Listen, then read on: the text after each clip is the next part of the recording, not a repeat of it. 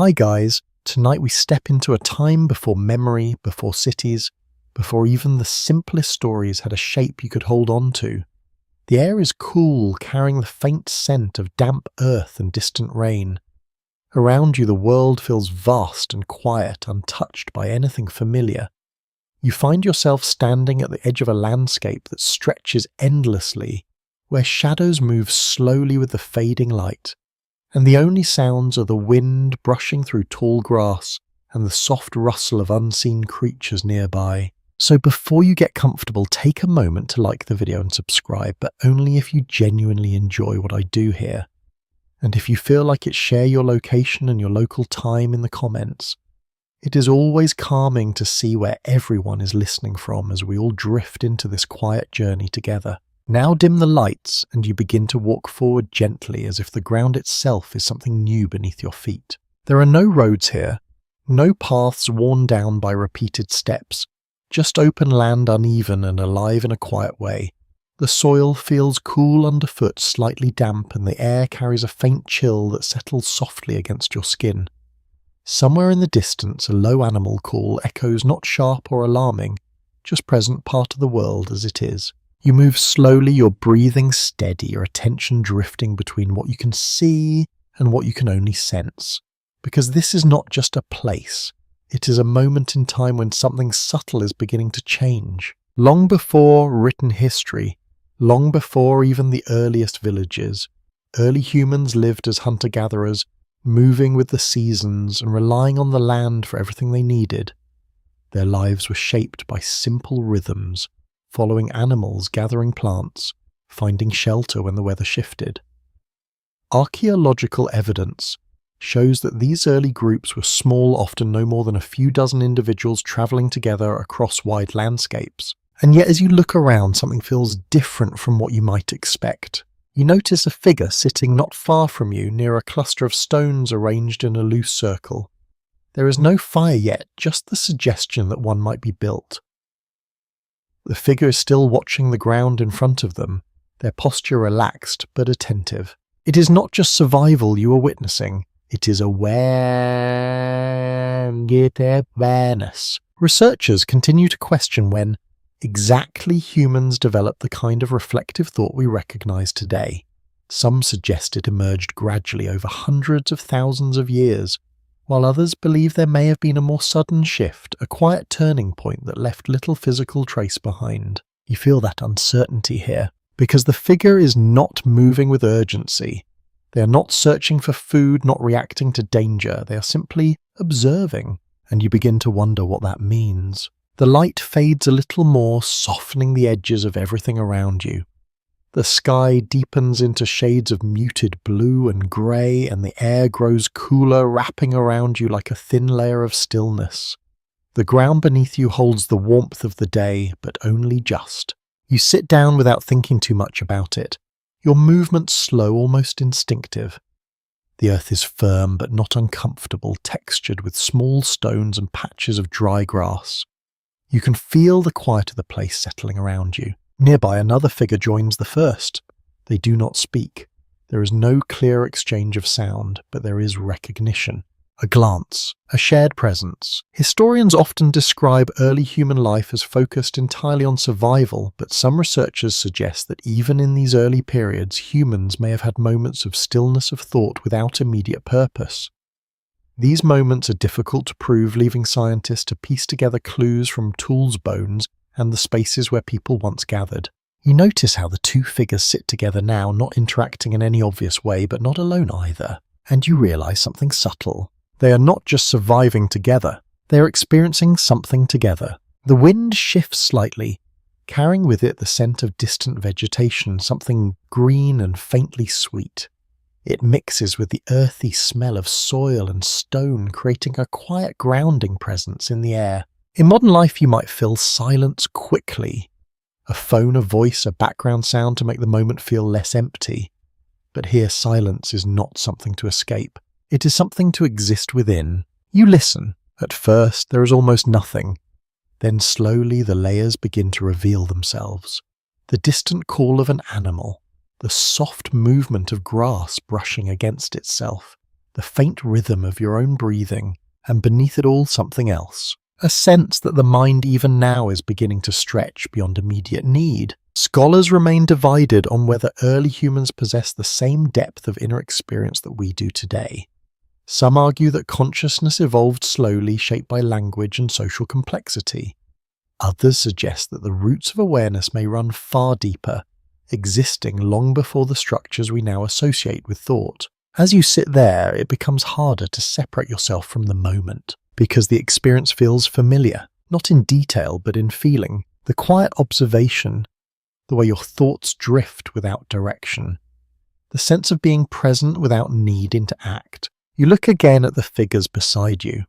One of them picks up a small stone, turning it slowly in their hand. There is no clear purpose, no immediate use, just curiosity, and that small act feels important, because curiosity is not strictly necessary for survival, does not provide food or shelter in a direct way, and yet it appears again and again in the story of human evolution. Why? Some scientists suggest that curiosity may have offered long-term advantages, encouraging exploration and problem-solving.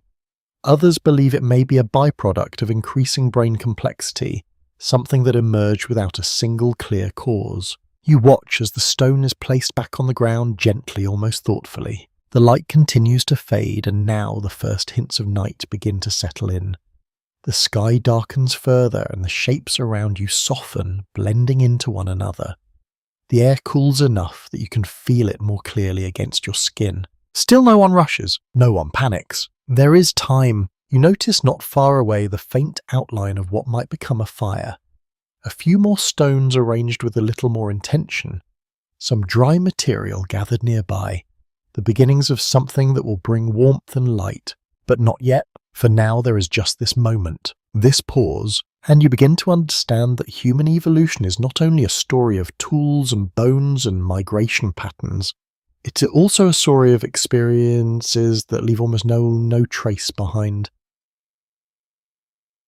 Moments like this, quiet, unrecorded, almost invisible, and yet possibly essential, because somewhere in these still moments something is forming. Not in a dramatic way, not in a sudden leap, but slowly, gently. The kind of change that you can only feel if you stop long enough to notice it. You take a slow breath, letting it settle naturally, and your gaze drifts once more across the landscape. The world remains vast, unchanged in its silence, but now it feels slightly different. Not because the environment has shifted, but because you have. And as the last light fades completely and the first deep tones of night settle around you, you sit there quietly sharing the space with those who came long before, wondering what exactly was beginning here. You begin to move again, slowly rising from the ground as the night settles fully around you. The air feels cooler now, almost still, and the darkness stretches gently across the land without urgency. Above you, the sky reveals a scattering of faint stars, soft and distant, barely illuminating the world below. The figures you sat beside remain where they are, their shapes blending into the dim light calm and untroubled. You take a few quiet steps forward. The ground shifts slightly beneath your feet from firm soil to a softer, more uneven surface. There are subtle dips and rises here, as if the land itself has been shaped by countless movements over time, and in a way it has. Because long before maps or boundaries, humans were already moving, following, crossing, leaving behind traces that would one day become one of the most complex puzzles in human history. Archaeological research shows that early humans began migrating out of Africa tens of thousands of years ago, gradually spreading across Europe, Asia, and eventually into Australia and the Americas. These movements did not happen all at once. They unfolded slowly across generations, shaped by climate changes, food availability, and shifting landscapes. And yet as you walk through this quiet terrain, the path of those migrations feels anything but clear. You notice faint impressions in the ground ahead of you. Footprints, not fresh but not entirely gone either. Subtle marks pressed into the earth, softened by time but still visible if you look closely. They move in a loose direction, not perfectly straight, not organized but intentional. You follow them. Your steps are careful, almost instinctive, as if you are trying not to disturb what remains of something important. The prints vary slightly in size, suggesting a small group rather than a single individual. Some are deeper, some lighter, depending on the weight and movement of whoever passed through. And as you trace their path, you begin to feel something quiet and profound. These are not just movements across land, they are decisions. Some researchers suggest that early human migration was driven purely by necessity, the search for food, water, and safer conditions. Others propose that there may have been something more subtle at play, a kind of exploratory instinct, a quiet urge to move beyond the familiar even when survival needs were met. Scholars remain divided on how much intention these journeys carried, because the evidence we have is incomplete. Fragments of bone, scattered tools, traces of fire, but the thoughts behind the movement are harder to find. You continue walking, the footprints leading you across a gentle slope. The land opens slightly here, revealing a broader view of the surrounding terrain. In the distance, you can make out the faint outline of a river, its surface catching just enough starlight to shimmer softly. Water, a constant presence in human movement. Early humans often followed rivers as they travelled, using them as sources of food and guidance through unfamiliar landscapes. Rivers provided not only water, but also plants, animals, and a natural path through otherwise difficult terrain. You move toward it. The air grows slightly cooler as you approach, carrying a faint hint of moisture. The ground becomes firmer again, packed more tightly near the water's edge. When you reach it, the river flows quietly, its movement steady and unbroken. You pause, listening. The sound is soft, rhythmic, almost calming in its consistency.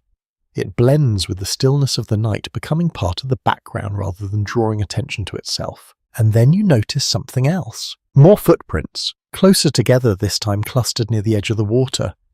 Some face toward the river, others away from it, suggesting moments of stopping drinking, perhaps gathering something from the surface or the banks. You imagine the scene, a small group arriving here after a long walk, the quiet relief of finding water, the simple act of kneeling down, hands cupped, bringing it to their lips. It feels familiar, even now, across thousands of years. Historians often point to migration as one of the defining features of early human life, but the exact routes and timelines remain uncertain.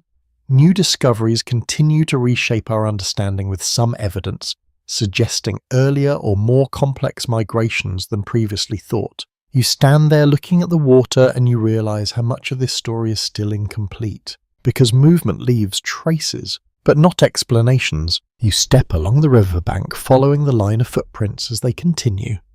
The ground here is slightly damp, and you can feel the subtle difference in texture beneath your feet. Occasionally, small stones shift softly as you step on them, creating faint sounds that quickly fade back into the quiet. The group you are following seems to have moved carefully, not rushing, not panicking. There is a rhythm to their movement, a balance between caution and confidence. You begin to sense that they knew something about this land, or at least trusted their ability to learn it. And that too is something scientists continue to explore. How did early humans navigate unfamiliar environments without maps, without written knowledge, without clear markers? Some researchers suggest they relied heavily on memory and environmental cues, while others propose that social learning played a key role, knowledge passed quietly from one individual to another. You imagine walking this same path without any prior understanding. No names for places, no directions, only observation, the shape of the land, the flow of water, the position of the stars above, and somehow it was enough. You look up for a moment. The stars seem brighter now, more visible as your eyes adjust to the darkness. They stretch across the sky in patterns that feel both random and strangely ordered. It makes you wonder, did they look up like this too? Did they notice the patterns? Did they use them in any way? Researchers continue to question whether early humans used the stars for navigation during these early migrations, or if that knowledge developed much later. The evidence is difficult to confirm, leaving the idea open to interpretation. You return your gaze to the ground. The footprints begin to thin out now, becoming less distinct as the terrain changes. The soil gives way to patches of grass and scattered stones, making it harder to follow a clear path. And eventually they fade, not abruptly, but gradually, until there is nothing left to see. You stop walking. The river continues beside you, steady and unchanged. The night remains calm, wrapping the landscape in a quiet stillness that feels almost protective. and you realize something subtle but important. These journeys happened across vast distances over long periods of time, shaping the course of human history in ways that are still being uncovered. But the details, the exact choices, the reasons behind each step, they are mostly gone. You stand there for a moment longer, letting that thought settle. Because even now, with all our tools and knowledge, there are parts of human evolution that remain just out of reach, like footprints fading into the dark. You remain still for a moment, standing beside the quiet river, as the last traces of those footprints disappear into the uneven ground. The water continues its steady motion, soft and unchanging, as if it has watched countless journeys pass without ever needing to remember them. You take a slow breath. The air feels cooler now, settling gently against your skin. Somewhere far away, a faint sound drifts through the night, not sharp enough to identify, but enough to remind you that this world is never truly silent. And yet your attention begins to shift inward, because as the physical traces fade, something else begins to take shape. A quieter kind of movement. You step away from the river, moving towards slightly higher ground. The terrain rises gently, and the soil becomes firmer again beneath your feet. Small clusters of grass brush softly against your legs as you walk, their dry texture barely noticeable but grounding in its presence. You find a place to sit. The ground here is cool but stable, scattered with small stones that press lightly against your weight. Above you, the stars remain steady, distant and unchanged, offering just enough light to soften the darkness without breaking it.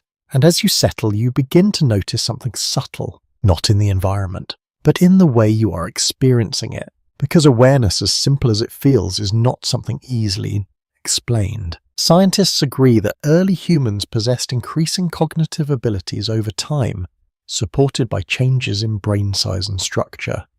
Fossil evidence shows that the human brain grew significantly over hundreds of thousands of years, particularly in areas associated with problem solving and social interaction.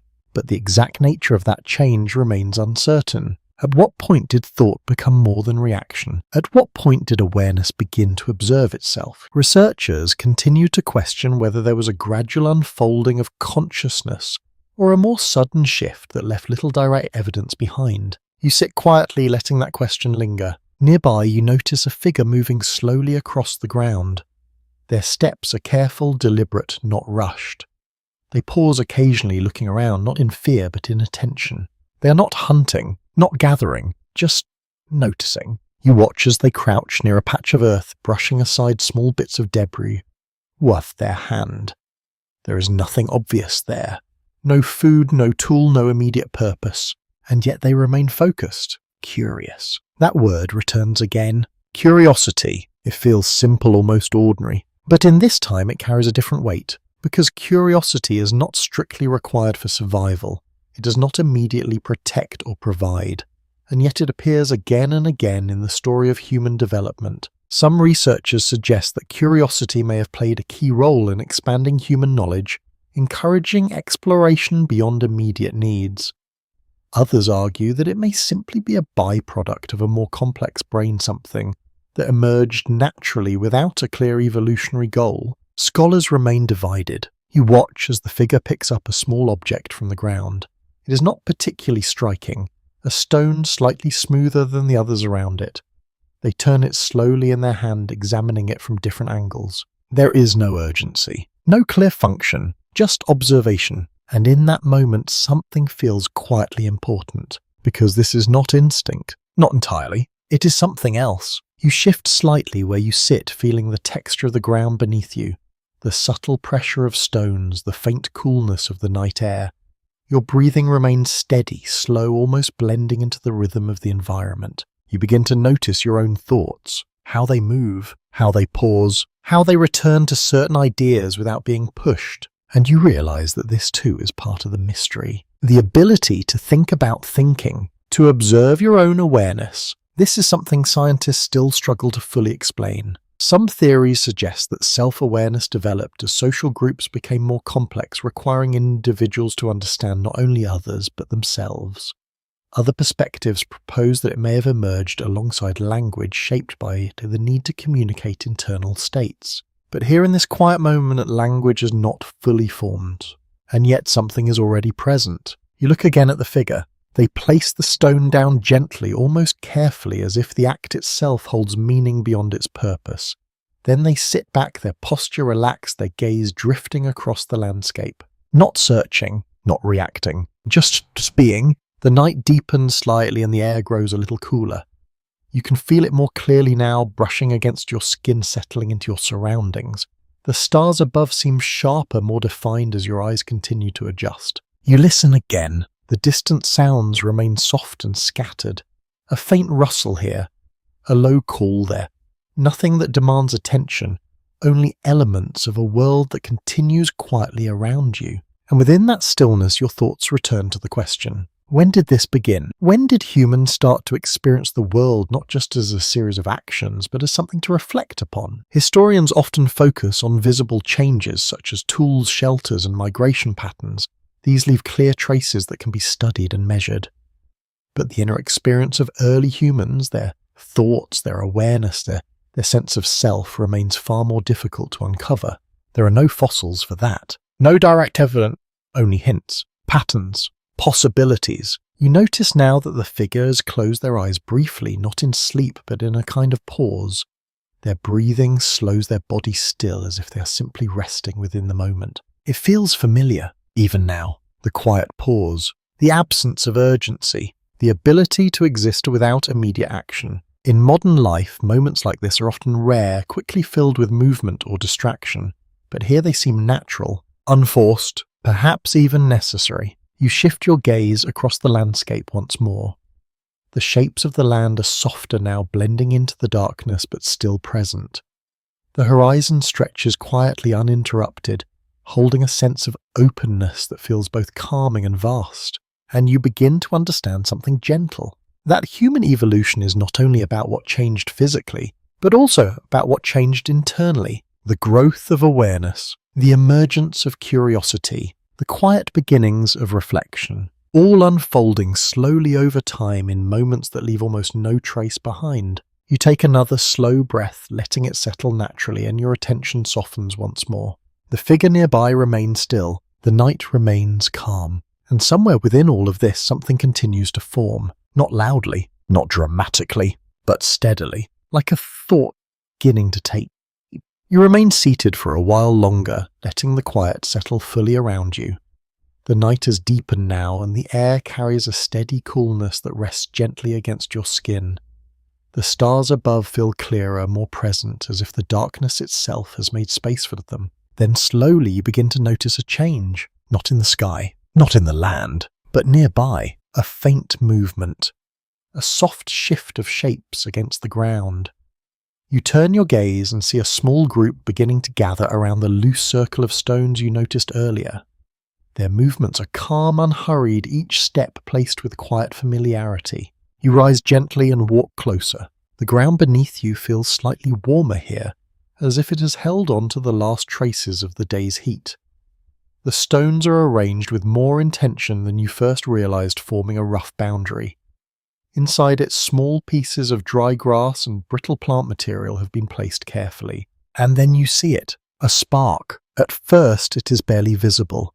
A faint glow, almost uncertain, then another. A small flicker catches, then fades, then catches again. Someone leans closer, adjusting the material with steady hands, coaxing the fragile light into something more stable. And slowly a fire begins. The glow spreads outward, soft and warm, pushing back the darkness just enough to reveal the faces gathered around it. Shadows shift gently across the ground, stretching and folding with the movement of the flames. The air changes too, carrying the faint scent of smoke, dry and slightly sharp, but not unpleasant. You sit down near the edge of the circle. The warmth reaches you, gradually easing the coolness that had settled into your skin. It feels comforting in quiet, simple way, the kind of warmth that asks for nothing in return. Fire, one of the most important developments in human history. Evidence suggests that early humans began controlling fire hundreds of thousands of years ago. It provided warmth, protection from predators, and a new way to prepare food. It also extended the day, allowing activity to continue after the sun had set. But as you sit here watching the flames move softly, it feels like fire offered something else as well, something less measurable. You notice how the group gathers more closely now. Their positions shift subtly, forming a loose circle. No one speaks in a structured way, but there are sounds. Low, soft vocalizations, small gestures, glances that seem to carry meaning. The fire becomes a center point, not just for warmth, but for attention. Researchers continue to question how fire may have influenced the development of human cognition. Some propose that the extended time around fire encouraged communication and social bonding. Others suggest that cooking food allowed for more efficient energy use, possibly supporting the growth of the brain. But there is no single complete answer. You watch as one individual places a small piece of material into the flames. It catches, slowly adding to the steady glow. The light reflects in their eyes, creating a quiet intensity, not dramatic, just focused. You begin to notice something subtle. The way everyone is looking, not just at the fire, but into it, as if it holds something more than heat and light. There is a rhythm here, the flicker of flames, the rise and fall of breath, the soft sounds of movement, and within that rhythm, something begins to feel different from the stillness you experienced earlier. This is shared stillness, a quiet togetherness. You shift slightly, feeling the warmth more clearly now. The ground beneath you is no longer cold. The air around you feels balanced, neither too cool nor too warm. The scent of smoke lingers gently, mixing with the earthy smell of the land. In modern life, fire often feels distant, controlled, contained within devices or structures.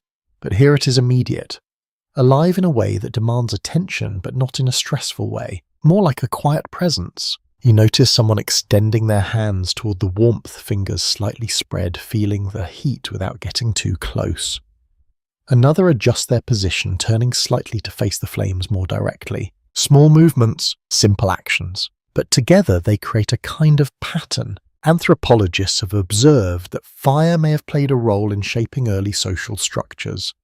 The need to maintain and protect it likely encouraged cooperation, while the shared space around it may have supported the development of early communication. And yet much of this remains uncertain, because fire leaves traces, charred remains, burned bones, but it does not record the conversations that happened beside it, or the thoughts that formed in its glow. You look into the flames, they move constantly, never still, shifting shapes in ways that feel almost familiar. For a moment you notice how your mind begins to follow those movements, tracing patterns that are not really there. It feels natural, almost automatic. Some researchers suggest that staring into fire may have influenced the human mind in subtle ways, encouraging imagination or reflective thought. Others see it as a simple response to a dynamic visual stimulus. The interpretations vary, but the experience feels real. You become aware of your breathing again, slow, steady, matching the calm pace of everything around you. The fire does not rush. It grows and settles in its own time, and so do the people around it. You notice one individual leaning slightly closer to another. There is a quiet exchange. Not words in the way you know them, but sounds, tones, expressions that seem to carry meaning beyond their simplicity. Communication is happening, in a form that is still taking shape. Some scholars suggest that fire may have created the conditions necessary for more complex language to develop, providing extended periods of social interaction. Others argue that language was already forming independently of such environments. There is no clear agreement. You watch as a small piece of wood shifts within the fire, sending a brief spark upward before it disappears into the night. The moment is quick, almost easy to miss, but it draws your attention for just a second. And then everything returns to its steady rhythm. You feel yourself settling deeper into the moment. The warmth, the light, the soft sounds all blending together into something calm and continuous. And you begin to sense something quietly significant. That fire did more than change how humans lived. It may have changed how they experienced living. The way time feels when you are not rushing. The way attention gathers around a shared point. The way thoughts seem to move more freely in the presence of soft, steady light. You sit there watching, listening, feeling, and as the fire continues to burn gently in front of you, you realize that this simple discovery may hold layers of meaning that science is still trying to fully understand. not just in what it provided, but in what it allowed to begin. You remain near the fire for a while, letting its warmth settle into your skin as the night continues quietly around you. The flames have steadied, now no longer struggling to catch, but moving with a calm, predictable rhythm. The soft crackle of burning material blends gently with the distant sounds of the landscape. Eventually your attention begins to shift again, not toward the fire this time, but toward the hands. You notice them first in small movements. One person reaches down and picks up a stone from the ground nearby. Another holds a longer piece, turning it slowly, examining its edges in the firelight. Their fingers move with care, tracing surfaces, testing shapes. You lean slightly closer, watching. The light from the fire flickers across their hands, revealing textures and details you might have missed before. Small cuts, slight roughness along the skin, signs of repeated use of work done over time, and then you hear it. A soft, deliberate sound. Stone against stone, it is not loud, not sharp, just a steady tapping repeated at a slow, controlled pace. You watch as one figure strikes a smaller stone against a larger one, adjusting their angle with each attempt, again and again, until something changes. A small fragment breaks away clean and sharp, falling lightly onto the ground.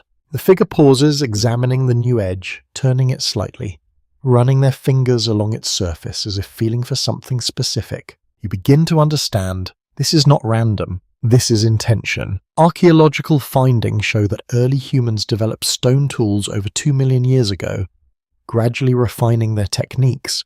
These tools were used for cutting, scraping, and shaping materials, playing a crucial role in survival. But as you watch this process unfold in front of you, it feels like more than simple function, because the movement is careful, measured. There is an awareness behind it. Some researchers suggest that tool-making required advanced planning and spatial understanding abilities that indicate a significant step in cognitive development. Others believe that such skills may have evolved gradually, emerging from repeated practice rather than a sudden shift in intelligence. The discussion continues. You notice how the figure adjusts their grip slightly, repositioning the stone before striking again. This time the motion is more precise. Another fragment breaks off, creating a sharper edge. The tool is forming, not quickly, but steadily. You shift your position slightly, feeling the ground beneath you, the small stones pressing gently against your weight. The warmth of the fire still reaches you, though less directly now as your focus moves toward the activity. Nearby, another individual is working as well. Their movements are different, slower, more exploratory. They pause, often looking at the object in their hand as if considering what it could become. Not just what it is, what it could be. And that thought lingers with you, because imagining something before it exists is not a simple ability. It requires a kind of mental projection, a quiet step beyond the present moment. Scientists continue to question when this capacity fully developed. Some evidence suggests that early toolmakers had a clear idea of the final shape they wanted to achieve, while other findings indicate a more flexible approach, adapting as they worked. You watch as a smaller group gathers closer, their attention drawn toward the shaping process. There is no instruction being spoken, but there is observation, learning. One figure leans slightly forward, watching closely as another strikes the stone. Their eyes follow each movement and each adjustment as if absorbing the pattern.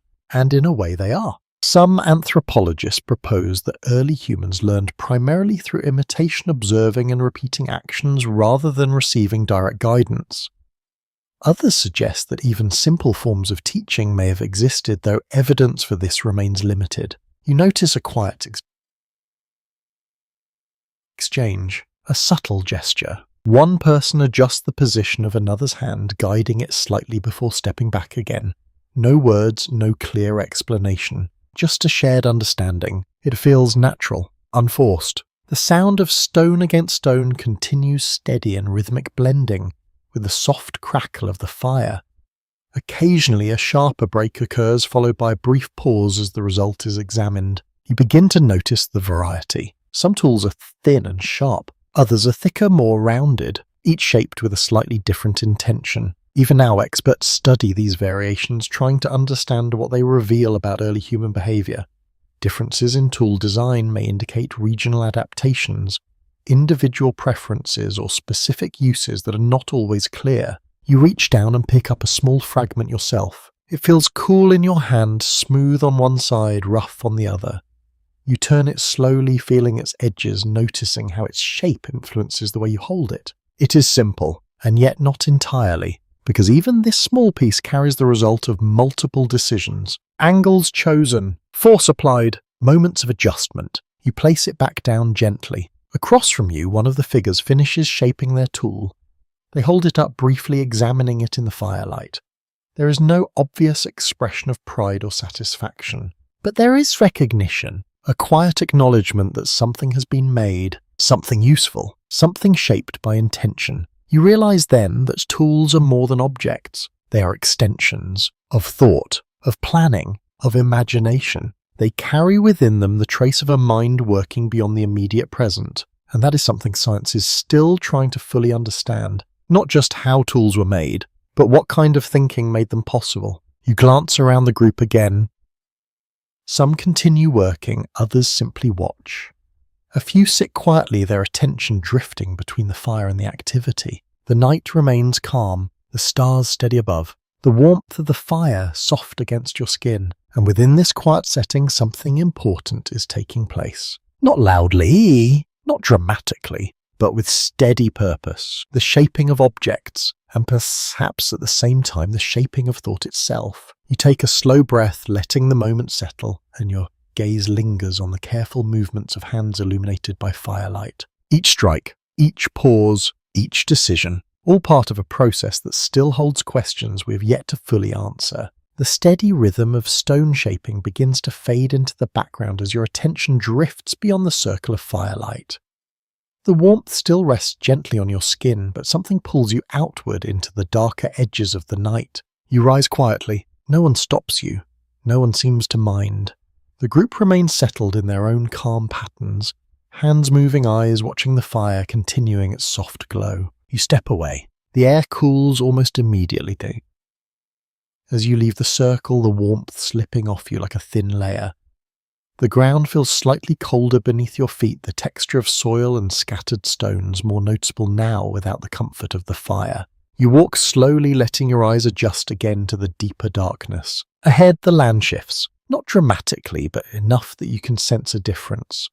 The ground rises slightly, forming a low, uneven surface. Shadows gather more thickly here, and the shapes feel less open, more enclosed. And then you see it, an opening. Not large, not immediately obvious, but as you move closer, the outline becomes clearer. A break in the rock, a quiet entrance leading inward, a cave. You pause at the edge. The air that drifts out from within feels different, cooler, still, carrying a faint scent of stone and something older, something settled over time. You step inside. At first, it is almost completely dark. The faint light from outside barely reaches beyond the entrance. Your footsteps echo softly, a gentle sound that fades quickly into the stillness. Then gradually your eyes adjust, and shapes begin to appear. The walls are uneven, textured with natural patterns formed over countless years. The ground slopes slightly, and the air feels heavier here, holding onto its coolness in a steady, unchanging way. You move deeper, and then you notice something unexpected. Marks. At first they seem random. Lines, shapes, patches of colour that stand out against the natural stone. But as you look closer, they begin to form something more. Patterns, images. You step closer to the wall. They're illuminated faintly by the soft light reaching from the entrance are figures, simple yet deliberate. Lines forming the outline of animals, curved shapes suggesting movement, repeated patterns that feel intentional. You feel a quiet stillness settle over you, because this is different. This is not a tool. Not a shelter, not something made purely for survival. This is expression. Cave paintings like these have been discovered in various parts of the world, some dating back tens of thousands of years. They often depict animals, human figures, and abstract symbols created using natural pigments such as ochre and charcoal, but their purpose remains uncertain. Some researchers suggest they may have been part of early rituals or spiritual practices. Others believe they could represent storytelling, a way of recording experiences or sharing knowledge. There are even theories that they may have served as a form of teaching, helping others understand the behavior of animals. The interpretations vary. You reach out, not quite touching the wall, but close enough to feel the presence of the surface. The paint appears layered in places as if added over time.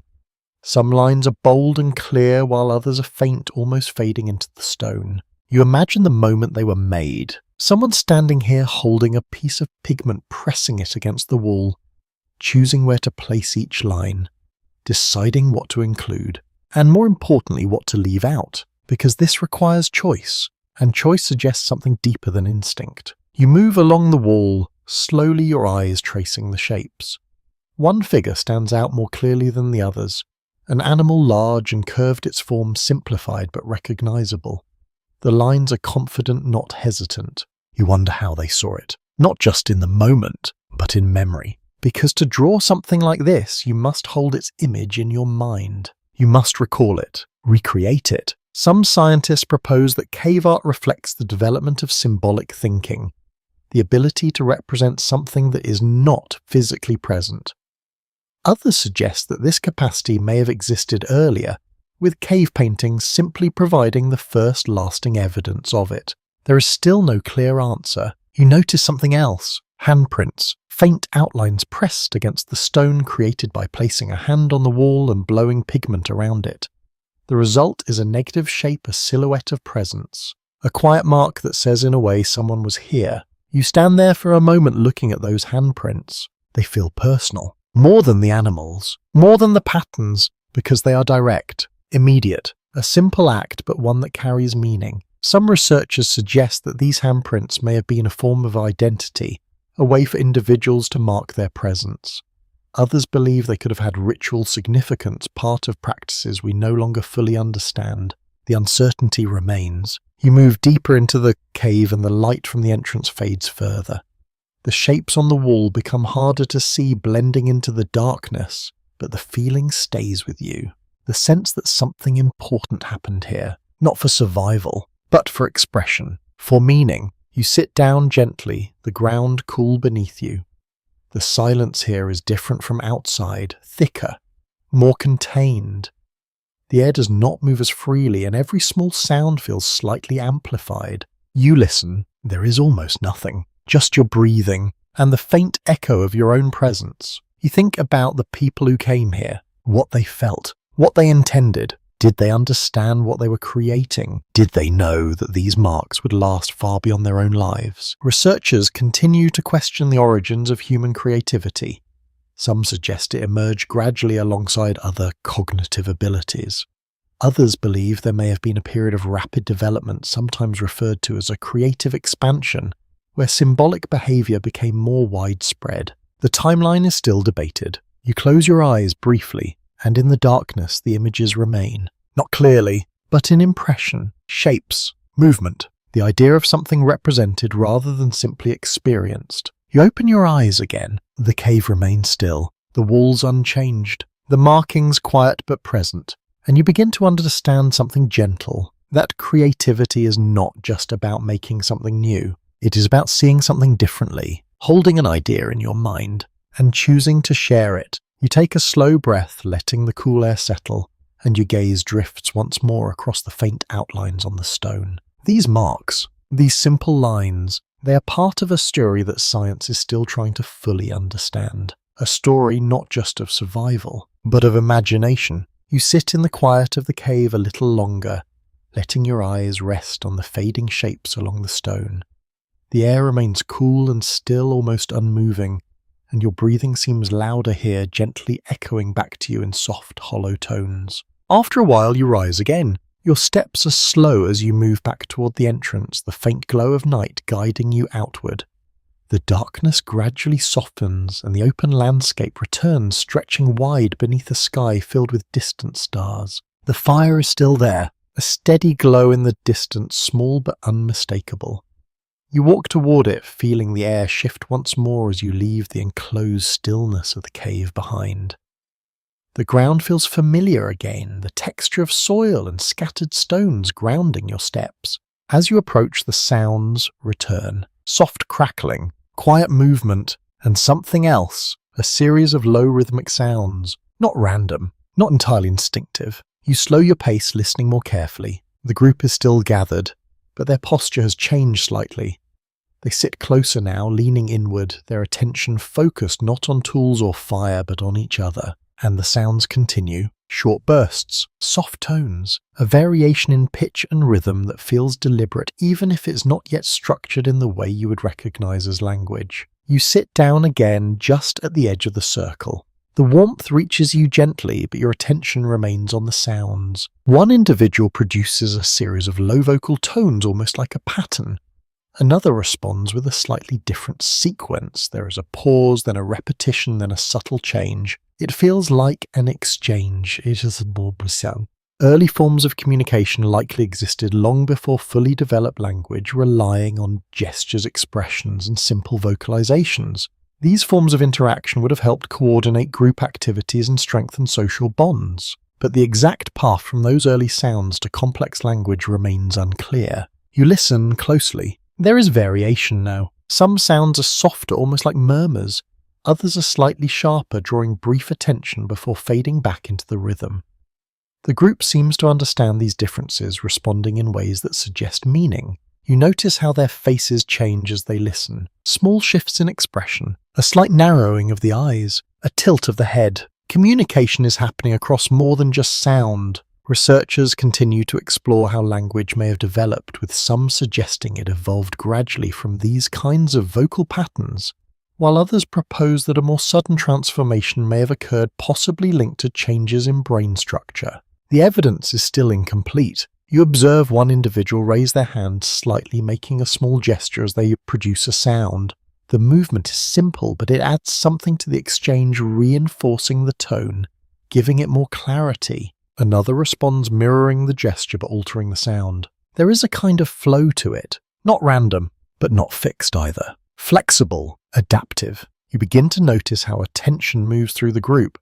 When one person produces a sound, others turn slightly toward them. When the sound ends, the focus shifts again. It creates a pattern of awareness, a shared rhythm of listening and responding. You feel yourself drawn into it, not as a participant, but as an observer of something quietly forming. In modern life, language feels automatic. Words come quickly, often without much thought. But here each sound seems to carry weight. Each variation matters. You wonder what they are expressing. Is it a description of something seen earlier? A warning? A simple acknowledgement? Or something more abstract? Some specialists suggest that early communication may have been closely tied to immediate needs, while others believe that even simple forms of storytelling could have begun much earlier than we assume. There is no clear boundary. You notice one individual pause for a longer moment, their gaze drifting toward the fire. Then they produce a series of softer sounds, slower than before, almost measured. The group listens. No one interrupts. The rhythm changes, and for a brief moment it feels like something more than basic communication, something closer to expression.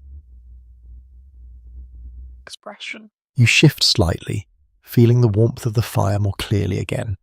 The ground beneath you is steady, the air balanced between cool night and gentle heat. The sounds continue, and you begin to sense how important this moment is, because language is not just about survival. It is about connection, the ability to share something internal, a thought, a feeling, an idea. Even in its earliest form, it carries that potential. You notice how the group remains calm. There is no urgency, no tension. The sounds rise and fall naturally, blending with the crackle of the fire and the distant quiet of the landscape. It feels almost like music, not structured, not organized in the way you would expect, but rhythmic, repetitive, comforting. Some researchers have even suggested that language and music may share common origins, emerging from early vocal patterns that combined rhythm and tone.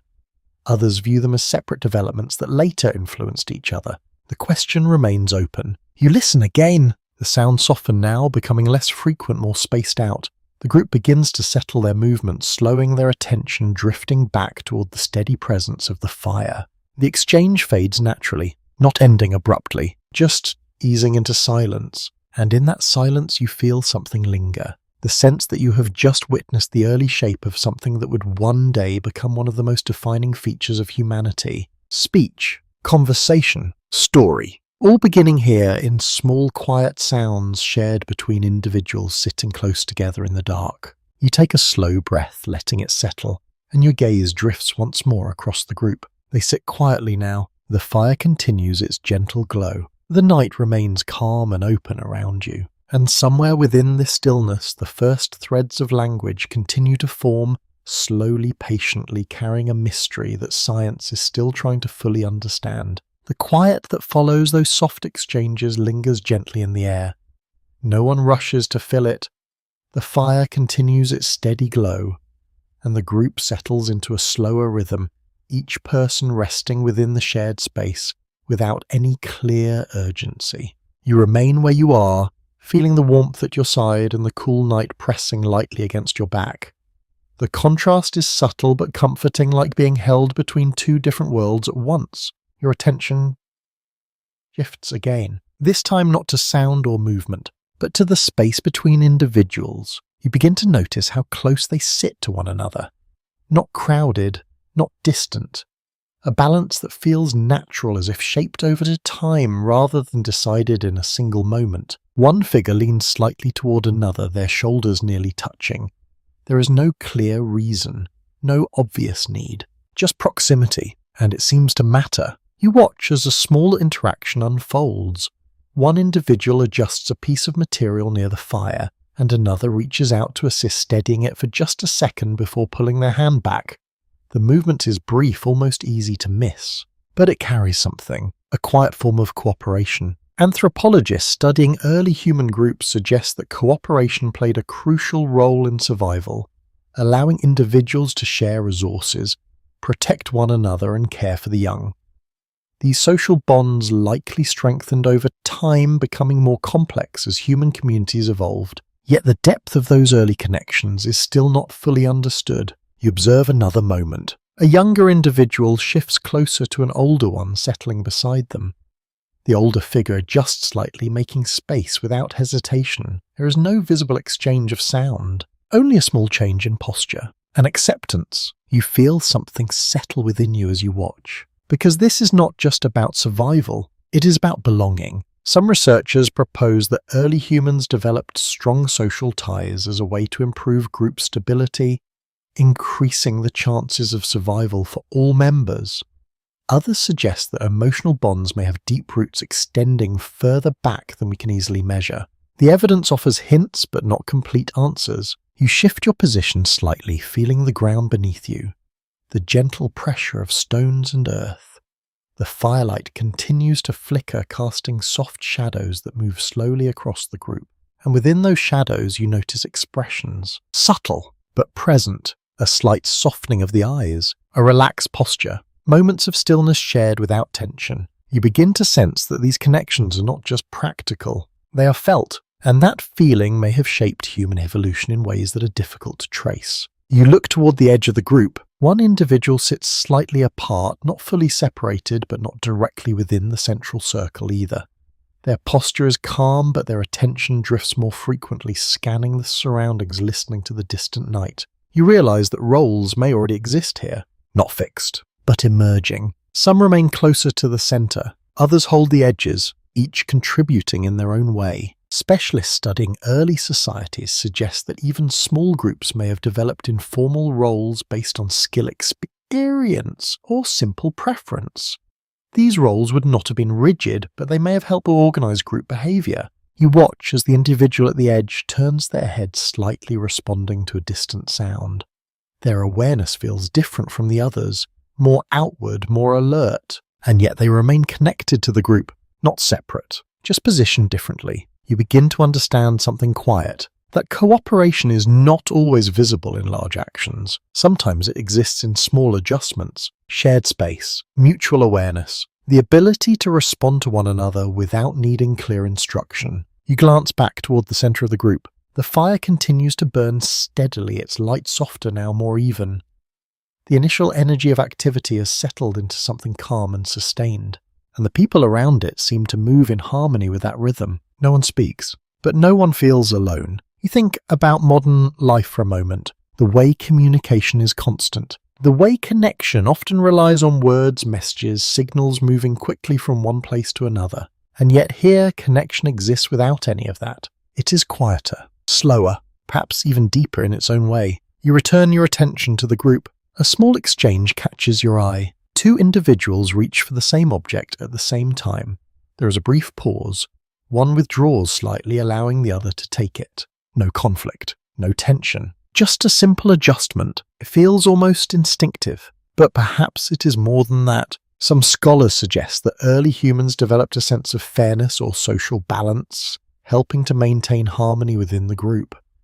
Others question how such concepts could exist without structured language or cultural systems. The discussion continues. You notice how the group begins to settle further. Movements slow, postures relax. Some individuals lean back slightly, their attention drifting, their bodies easing into rest. The night deepens. The air cools just a little more. The fire provides a steady source of warmth, a quiet anchor in the darkness. And within this setting, the bonds between individuals remain, unspoken, but clear. You take a slow breath, letting the moment settle. Because what you are witnessing is not something easily captured in tools or artifacts, it does not leave strong physical trace. It exists in behavior, in presence, in the way individuals relate to one another. And that makes it one of the more difficult aspects of human evolution to fully understand. You look around one more time. The group sits quietly together. The fire glows softly. The landscape stretches beyond calm and undisturbed. And within this simple scene, something essential continues to form. The quiet foundation of human connection. The night has settled into a deep and steady calm, and the fire beside you burns with a softer glow, now its light no longer reaching as far as before. The group has grown quieter, their movements slower, their attention drifting between the warmth of the flames and the stillness of the surrounding land. You sit there for a while longer, letting your thoughts move gently, following no clear direction. Then something changes, not in the group itself, but beyond it. At the edge of the firelight, just where the shadows begin to thicken, you notice movement. It is subtle at first, a shape passing briefly through the darkness, then another. You shift your gaze slightly, careful not to draw attention. There are others, not part of this group. Their presence is quiet, cautious. They remain at a distance just outside the glow, their forms partially hidden by shadow and uneven terrain. You feel a small sense of alertness rise within you, not fear but awareness. Because these are not animals. They move differently, more deliberately, more like the people around you. You watch as one of the figures at the edge of your group also notices. Their posture shifts slightly, their attention sharpening, but they do not react with urgency. They remain seated, simply observing. The distance between the two groups holds, neither approaches, neither retreats, and in that quiet space between them a question begins to form. Who are they? For much of human history, Homo sapiens were not alone. Other human species existed alongside them, including Neanderthals and Denisovans. These groups shared similar environments, sometimes overlapping in territory, sometimes interacting in ways that scientists are still working to understand. Genetic evidence shows that interbreeding did occur between these groups, leaving traces in modern human DNA. Yet the nature of their relationships remains uncertain. You watch the distant figures more closely now. Their movements are familiar but not identical. Their posture seems slightly different. Their build perhaps a little more compact. It is difficult to see clearly in the dim light, but the impression lingers. They are like you, but not the same. Some researchers suggest that interactions between different human species may have ranged from peaceful coexistence to competition for resources. Others propose that these encounters may have been rare, shaped by the vast distances and shifting environments of the time. There is no single complete picture. You notice how your group remains calm. No one stands, no one signals alarm. The fire continues to burn. It is as if this moment has happened before, or at least is not entirely unfamiliar.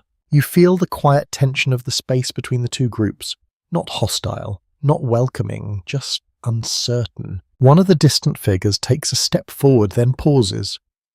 The movement is slow, careful, as if testing the boundary between shadow and light.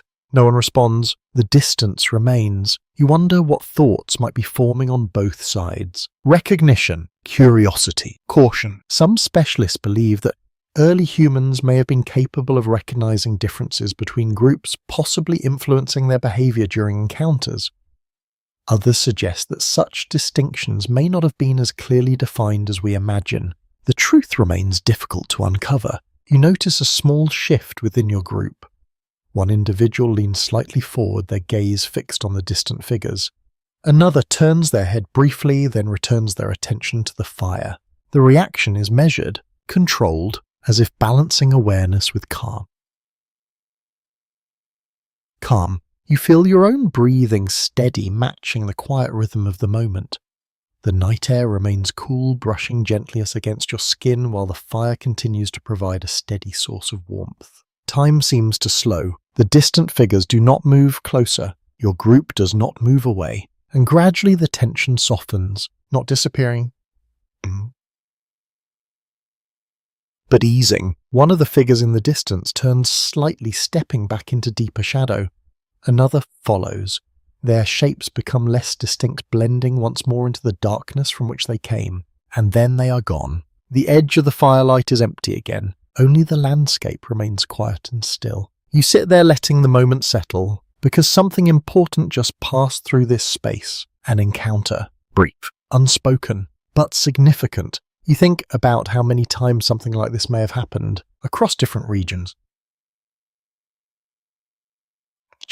Across different generations. Moments where human species crossed paths, observed one another, and then continued on their separate ways. And you realize how little we truly know about those encounters. We have bones, tools, fragments of DNA, but not the details, not the thoughts, not the emotions. You look back towards the group beside you. They have returned fully to stillness. The fire burns quietly. The night continues its slow, steady rhythm. And yet something feels slightly different now. A reminder that human history is not a single continuous line, but a web of overlapping paths. Some connecting, some fading, some disappearing entirely. You take a slow breath, letting the cool air settle in your lungs, and your gaze drifts once more toward the darkness beyond the firelight. It feels empty now, but you know it is not, and somewhere within that vast, unseen world other stories were unfolding. Stories that science is still trying to piece together. Stories of people who are almost like you, and yet not quite the same. The night settles back into its gentle rhythm after the distant figures fade into darkness. The fire beside you glows low and steady, its warmth softer now, more subtle, like a quiet presence rather than a strong force. Around you the group has grown still. Some remain upright, gazing into the embers. Others have shifted into resting positions, bodies leaning slightly against the ground, movements slow and unhurried. The air feels heavier with calm, as if the entire landscape is easing into a deeper layer of quiet. You feel it too, a gentle pull inward, a slowing of thought. You lower yourself carefully onto the ground, resting your weight against the firm earth. The surface is cool but not uncomfortable, shaped by small stones and patches of dry grass. The warmth from the fire reaches you faintly, just enough to balance the chill of the night air. Above you the sky stretches wide. The stars appear brighter now, more numerous, scattered across the darkness in patterns that feel both random and strangely familiar. You find your gaze drifting among them, not searching, just following their quiet presence. And slowly your awareness begins to share. Not fully awake, not fully asleep. Somewhere in between, you notice how your thoughts soften. They lose their sharp edges, becoming slower, more fluid. Images begin to form without effort, blending into one another in ways that feel natural, almost expected. You wonder if this feeling is new, or if it has always been part of being human. Sleep, as simple as it seems, holds many unanswered questions. Scientists understand its biological importance, how it supports memory restoration and overall health. But the deeper nature of sleep, especially dreaming, remains difficult to fully explain. You glance toward the others. One figure lies still, their breathing slow and even. Another shifts slightly, adjusting their position before becoming still again. The fire continues to glow softly, casting faint light across resting forms. And then you notice it. A small movement, not of the body, but of expression. One of the resting figures moves their face slightly, as if reacting to something unseen. Their breathing changes for a moment, becoming uneven, then settling again. It is subtle, but it suggests something happening beneath the surface. Dreaming. The idea that early humans experienced dreams is widely accepted as dreaming is observed in many animals today. However, what those dreams meant and how they influenced early thought and behavior remains uncertain. You let your eyes close gently, not fully, just enough to soften the world around you, and almost immediately your awareness begins to drift. You are still aware of the fire, the night, the presence of others. But at the same time, something else begins to take shape. Faint impressions, fragments of thought that do not follow a clear path. You imagine movement, shapes shifting, scenes blending together. It feels familiar even though you are only on the edge of sleep. Some researchers suggest that dreaming may have played a role in early cognitive development, helping to process experiences and strengthen memory. Others propose that dreams may have contributed to imagination, allowing the mind to explore possibilities beyond immediate reality. The ideas vary. You open your eyes slightly. The fire is still there. The group remains quiet. The night unchanged. And yet your perception feels softer now, less defined. You notice how the boundaries between thought and sensation seem less clear. The warmth of the fire, the coolness of the air, the distant sounds all blend together more easily. You look again at the resting figures. Another one shifts. A hand moves slightly. A breath deepens, then slows. It feels like a shared state. A quiet transition happening across the group. You begin to wonder how early humans understood this experience. Did they recognize dreams as something separate from waking life? Or did the boundary feel less defined to them? Some specialists suggest that dreams may have influenced early belief systems, possibly contributing to ideas about other realms or unseen forces. Others caution that it is difficult to draw direct conclusions from limited evidence. The mystery remains. You settle more comfortably into the ground, letting your body relax fully. The tension in your muscles fades, replaced by a gentle heaviness that feels natural, almost welcome. The sounds around you grow softer. The crackle of the fire becomes distant. The night air feels smoother, less sharp, and your thoughts continue to drift. You notice how time seems to lose its structure. Moments stretch, then fade, without clear beginning or end. This too is part of the experience, a shift away from constant awareness into something quieter, less defined. You open your eyes once more. The fire has burned lower. The light is dimmer now, more subdued. Most of the group appears to be resting. The scene feels still, peaceful, and you begin to understand something gentle, that sleep, like many aspects of human existence, is not just a biological function. It is an experience, one that shapes how the mind works, how memories form, how imagination grows. And yet even now it is not fully understood. You take a slow breath, letting it settle naturally, and your gaze drifts once more across the quiet forms around you. The night continues. The fire glows softly, and somewhere within this shared stillness, minds drift into dreams that leave no trace behind. The night holds you in a quiet stillness as the fire settles into a bed of glowing embers. Its light is softer now, no longer flickering high, but pulsing gently like a slow, steady breath. Around you the group remains at rest, their movements minimal, their presence calm and grounded. You lie there for a while, not quite asleep, not fully awake, and slowly your awareness returns. Not suddenly, but gradually. The cool air brushes your face, carrying a faint scent of smoke and earth. The ground beneath you feels firm and familiar, its texture unchanged. Somewhere in the distance a low sound drifts through the night, barely noticeable, but enough to remind you that the world continues beyond this small circle. You open your eyes fully. The sky above remains dark, but there is a subtle shift in its tone, a quiet hint that time is passing. The stars seem slightly less sharp now, their brightness softened by something you cannot quite see. You sit up slowly. Your body feels rested, your movements unhurried. Around you, others begin to stir as well.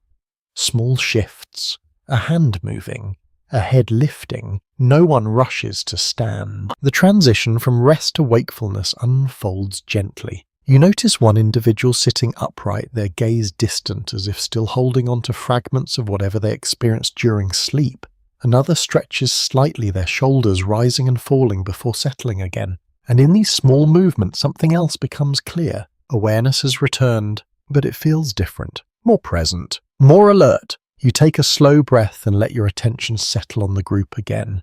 There is a quiet sense of readiness now. not urgent, not tense, just a subtle shift toward activity toward the next part of the day, even though the light has not yet fully arrived. And as you observe this change, your thoughts return to something deeper, the mind itself, because while tools, fire, and movement leave traces that can be studied, the growth of the human brain remains one of the most complex aspects of evolution. Fossil evidence shows that the human brain expanded significantly over time, particularly in regions associated with reasoning, memory, and social behavior.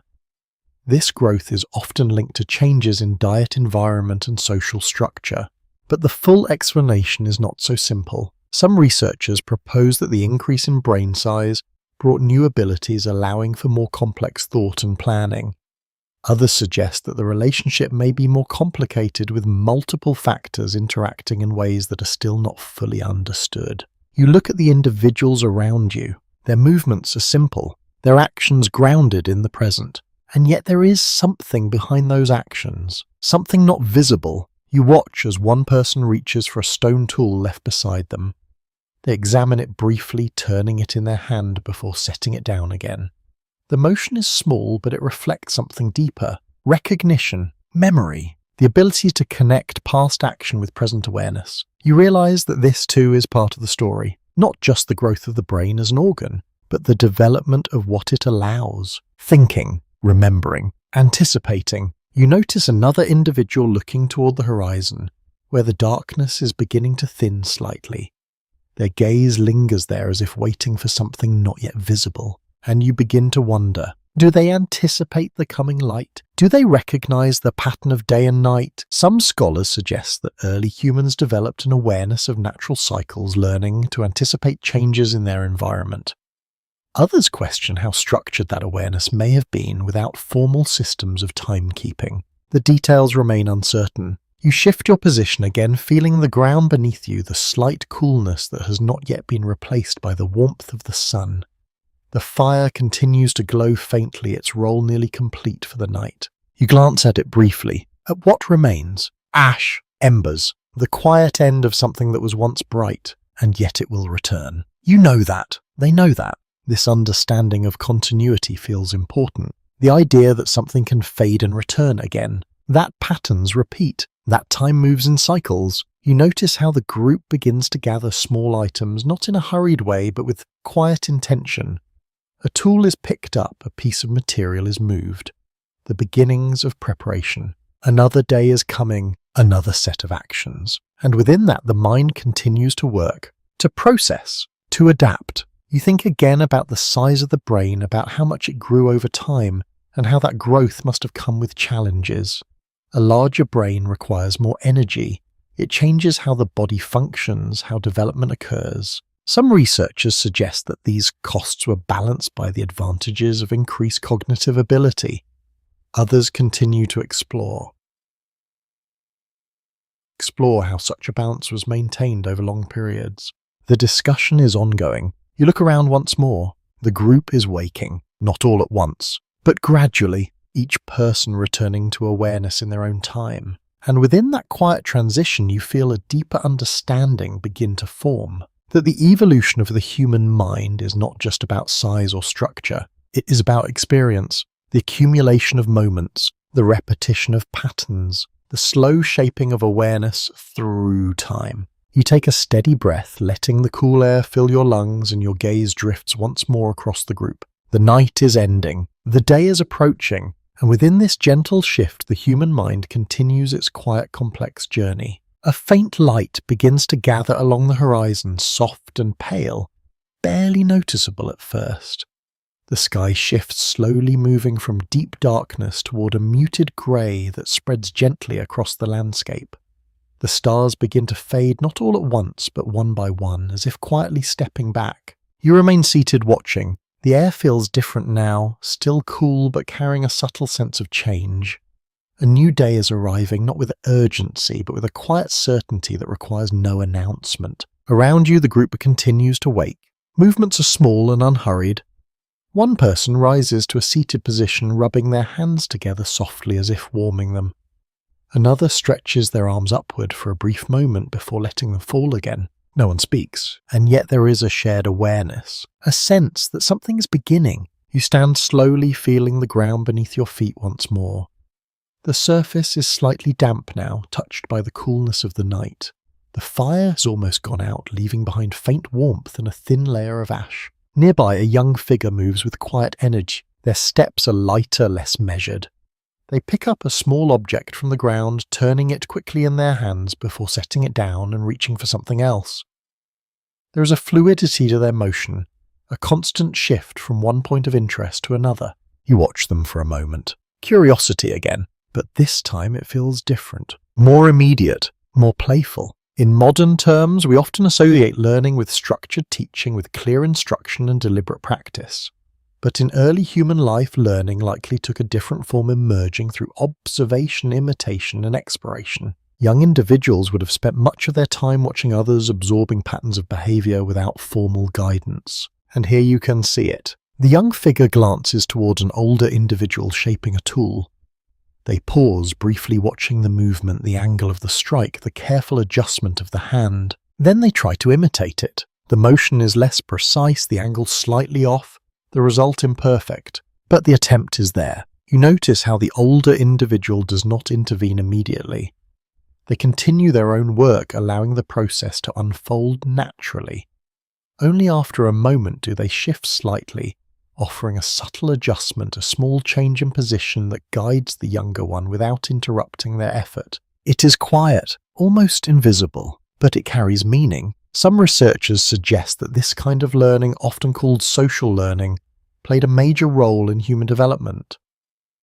The ability to observe and replicate behavior allows knowledge to pass between individuals without the need for formal instruction. Others propose that even simple forms of teaching may have existed, though not in the structured way we recognize today. You watch as the young figure tries again. This time the movement is closer, the strike more controlled. A small fragment breaks away, not as clean as before, but enough to suggest progress. They pause, looking at the result, then look back at the older individual. There is a moment of connection, not through words, but through shared understanding. You feel something gentle in that exchange. Because this is more than imitation, it is learning, and learning is one of the most powerful aspects of being human. You shift your gaze across the group. Others are beginning their own activities. Some gather materials.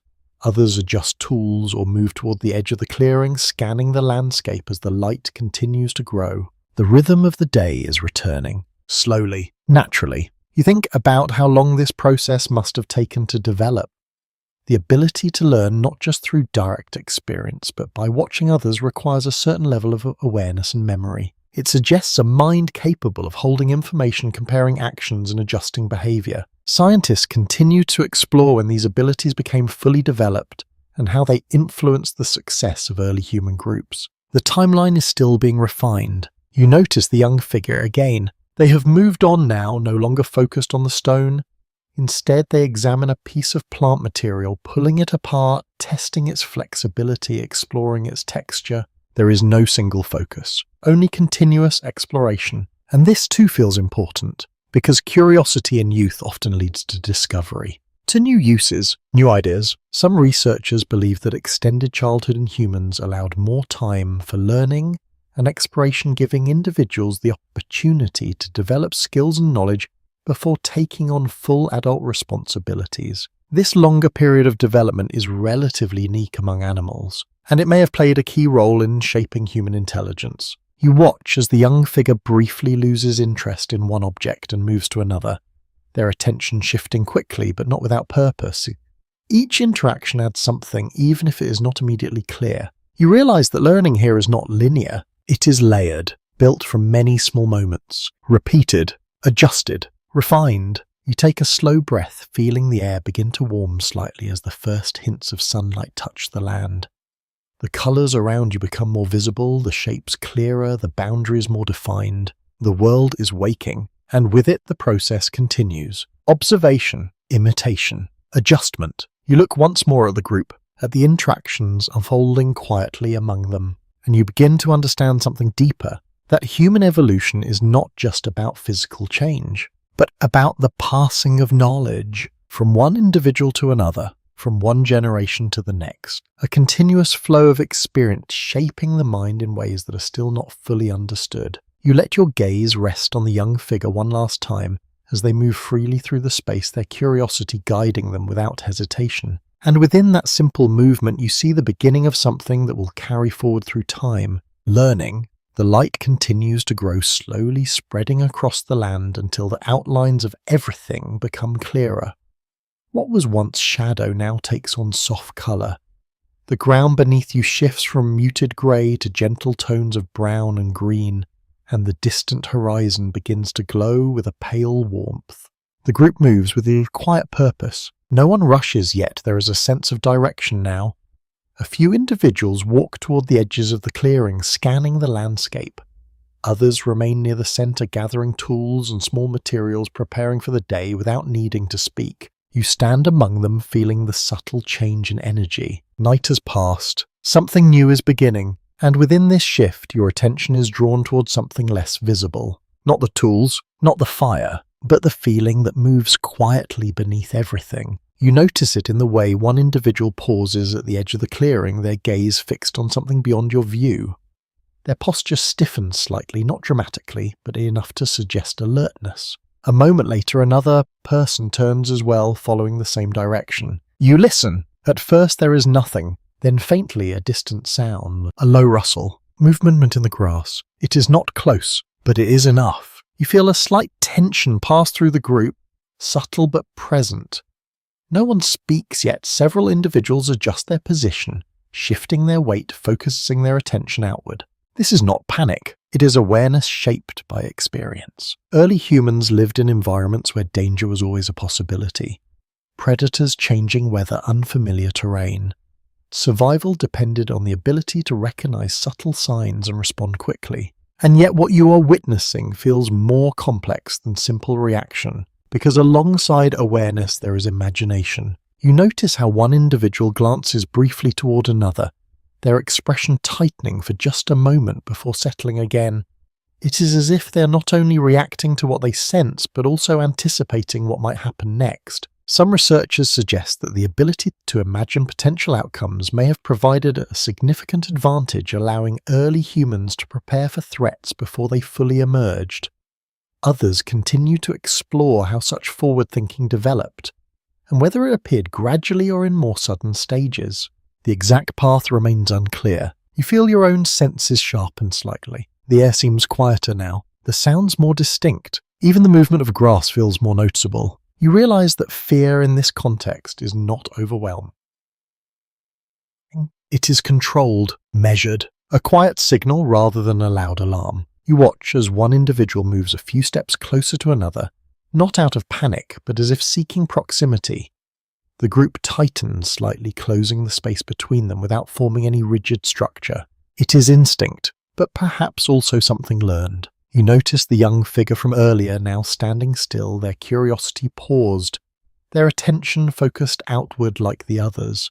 Their posture mirrors the adults, reflecting a behavior absorbed through observation. Learning again, but this time learning how to respond to uncertainty. You feel the moments of stretch. The distant sound does not grow closer. It remains faint, and slowly the tension begins to ease. One person shifts their weight, another lowers their gaze.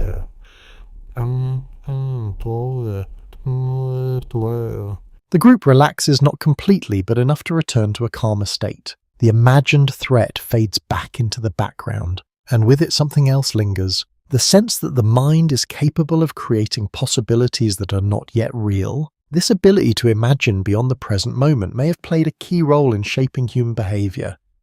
It allows for planning, for caution, for creativity.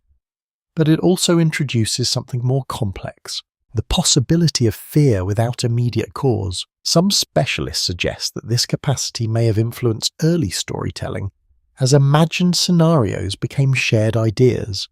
Others believe it may have contributed to the development of belief systems as unseen forces were interpreted through the lens of imagination. The connection is still being explored. You take a slow breath, feeling the air move more easily again. The tension has passed, leaving behind a quiet awareness that settles gently into the group. The day continues. Individuals return to their activities, though though their movements carry a slight trace of what just occurred. A glance here, a pause there, small reminders of a moment that required attention. You notice how one person looks briefly toward the horizon again, as if checking, confirming that everything remains as it should. Then they turn away. The moment is over, but not forgotten. You think about how many times this process must have repeated. Awareness, imagination, response. Each experience shaping the mind, reinforcing patterns, building understanding over time.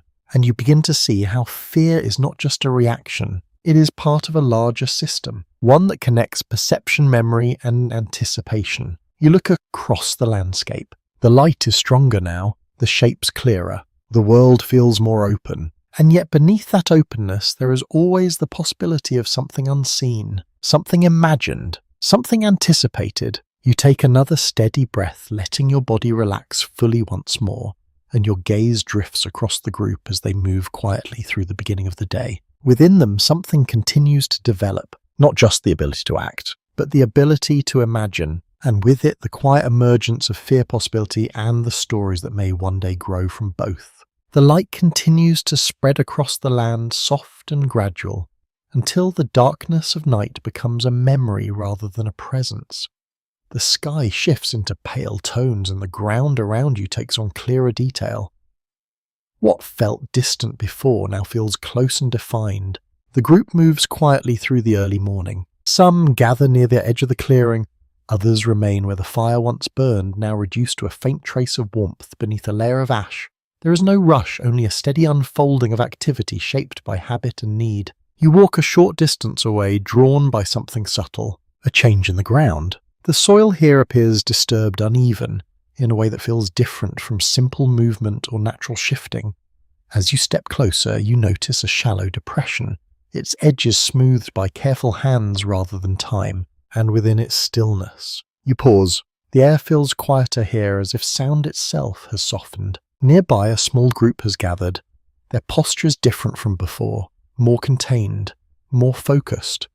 No one moves abruptly, no one speaks. You step closer, and slowly you begin to understand. This is not a place of rest, it is a place of departure. Burial practices among early humans provide some of the most intriguing evidence of symbolic thought.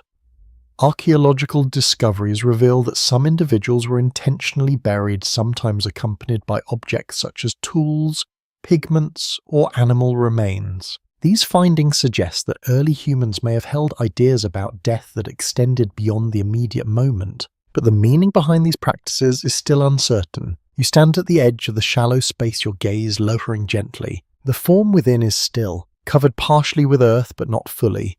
The outline remains visible, softened but present. Around it, small objects have been placed. A stone tool, a fragment of bone. Pieces of material that seem to have been chosen rather than left behind by chance. You notice how the group interacts with this space. One individual kneels, their hands moving slowly, adjusting the placement of something near the edge.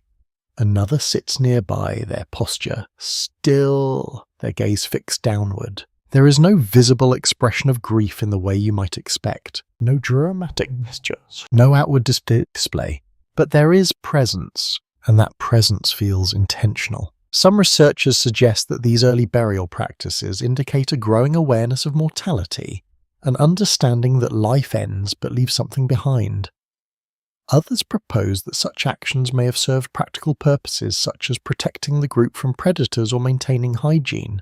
The interpretations differ. You look closer at the objects placed nearby. They are simple, familiar items that would have been used in daily life, and yet their placement here feels different, as if they carry meaning beyond their function. You begin to wonder, were these objects meant to accompany the individual, to serve a purpose beyond death, or were they placed as a gesture away for the living to express something they could not yet put into words? Some specialists suggest that these early practices may represent the beginnings of symbolic behavior related to belief, possibly indicating thoughts about an existence beyond the physical world.